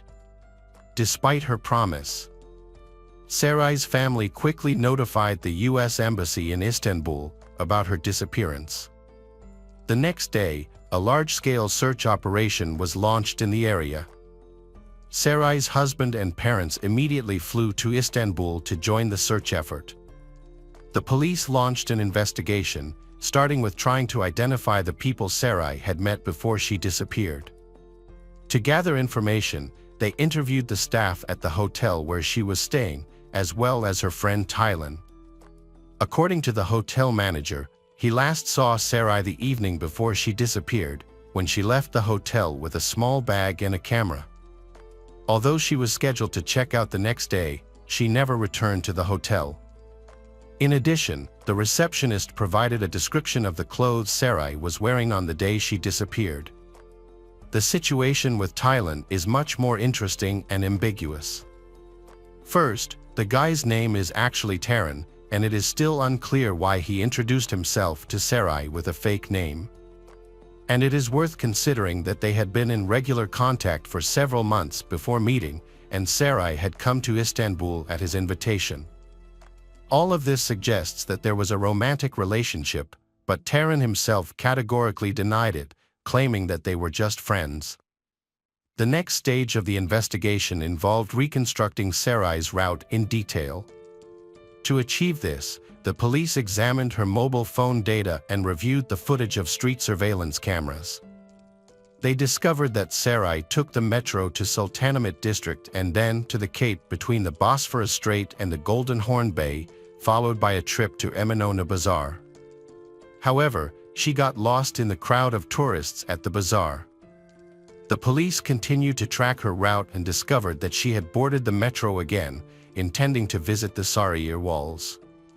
Unfortunately, she disappeared from the camera's view again. Police decided to investigate the area around the Sarıyer Wall, questioning locals and searching the area in the hope of finding any witnesses who might have seen a woman holding a camera. After an extensive search, they found the body of a young woman near the ancient Constantinople wall. The body was hidden under a dirty, old blanket, making it less noticeable. Police believe the blanket was used to transport Sierra to the location. There was no clothing on the lower part of the body. An autopsy found that Sarai died from severe head trauma caused by a heavy, blunt object. Her body also showed signs of trauma, including hematoma and 2 broken ribs. There were also several hematomas on her body and several broken ribs. Pathologists also found epithelial granules and blood under Sarai's fingernails, indicating that she had defended herself and scratched at the attacker. An examination found that the attacker had taken her handbag, phone, and camera, but they left behind valuables such as her gold earrings, wedding ring, and expensive watch. A review of local camera footage showed a young woman resembling Sarai filming with her phone. A man then approached her, punched and pushed her, and both disappeared from view of the camera. Unfortunately, the identity of the attacker was not immediately known, leading to mixed reviews. The incident quickly gained international attention after details of the case were leaked to the media. There have been many questions and mixed reviews about Sarai's international travels, and police suspect that Sarai flew to Istanbul to visit an acquaintance, Taylan, whose real name is Taran, and then planned to meet another man in Austria. However, both men have denied having an intimate relationship with Sarai. The high-profile case was investigated jointly by Turkey's special services and the FBI, but initially, neither agency had any concrete leads to follow. A few weeks after the crime, police tracked down the suspect, Ziya Tasali, who had a criminal record and made a living by picking up scraps of paper on the city streets. However, before they could question him, Ziya borrowed money from relatives and fled the country, likely crossing into Syria through Hatti province. Police obtained a search warrant for his home and collected a DNA sample. They compared the DNA to skin particles and semen found on Sarai's body, confirming their suspicions that Ziya was indeed the perpetrator. Sarai's phone was last active in the neighborhood where he lived. Police initially gave up on arresting Ziya after learning that he had fled to Syria. However, an unexpected development changed everything. The suspect attempted to cross the border into Istanbul again, this time to return home, but was arrested for illegal entry. Before his arrest, he had joined a rebel group in Syria, acquired a gun, and was injured in the conflict. Fearing for his safety, he decided to return to Istanbul with the gun, leading to his arrest. Border police quickly alerted security services upon discovering his true identity. During questioning, Ziya Tasali gave a statement.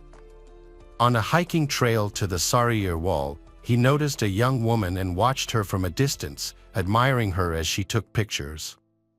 As he approached her, the woman, who appeared to be trying to communicate with him through gestures, seemed to try to ask him something, but Ziya did not understand because of the language barrier.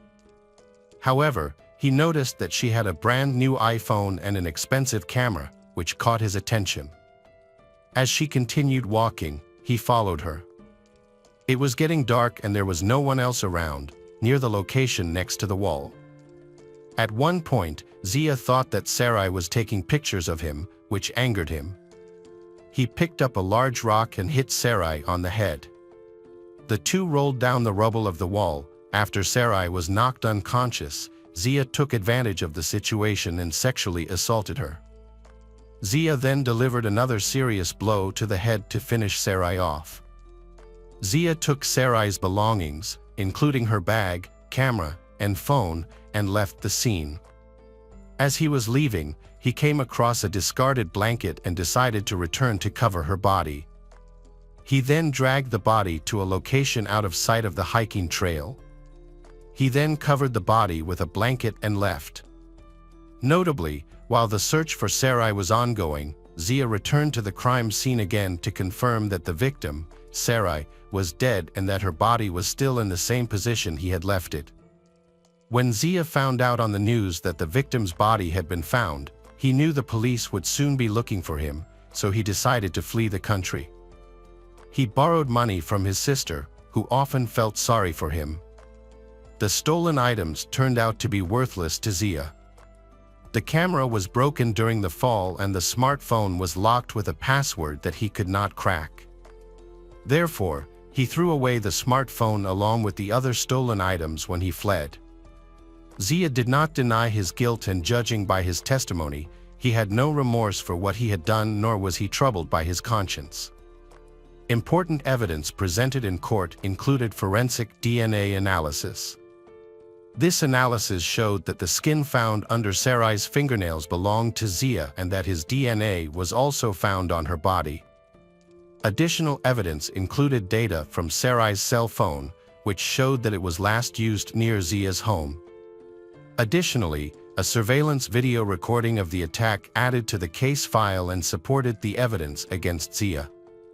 The presentation of all the evidence led to the decision that Zia should undergo a psychiatric evaluation. This decision was based on concerns about his sanity due to his unstable behavior and calm description of the violent crimes he had committed. The experts ultimately concluded that Zia was sane and fully aware of his actions at the time of the attack. In 2014, Judge Ely made the final decision in the case. Zia Tesali was convicted on all counts and sentenced to life in prison. This decision was accepted by Sarai's family, who felt it was appropriate. After a thorough autopsy, Sarai's body was returned to New York for burial. Her funeral was held according to the family's wishes and in accordance with their religious beliefs. In her memory, Sarai's family created a website featuring her previously unpublished work, including photographs. The photographs attracted international attention, with people from all over the world wanting to buy them. The money raised from the sale of the photographs was set aside by the family for a charitable cause. Her husband, Stephen, began a close relationship with a woman in the Christian community who supported him during this difficult time and regularly helped him with childcare and household chores. Less than 2 weeks before the anniversary of his wife's death, Stephen married his new partner.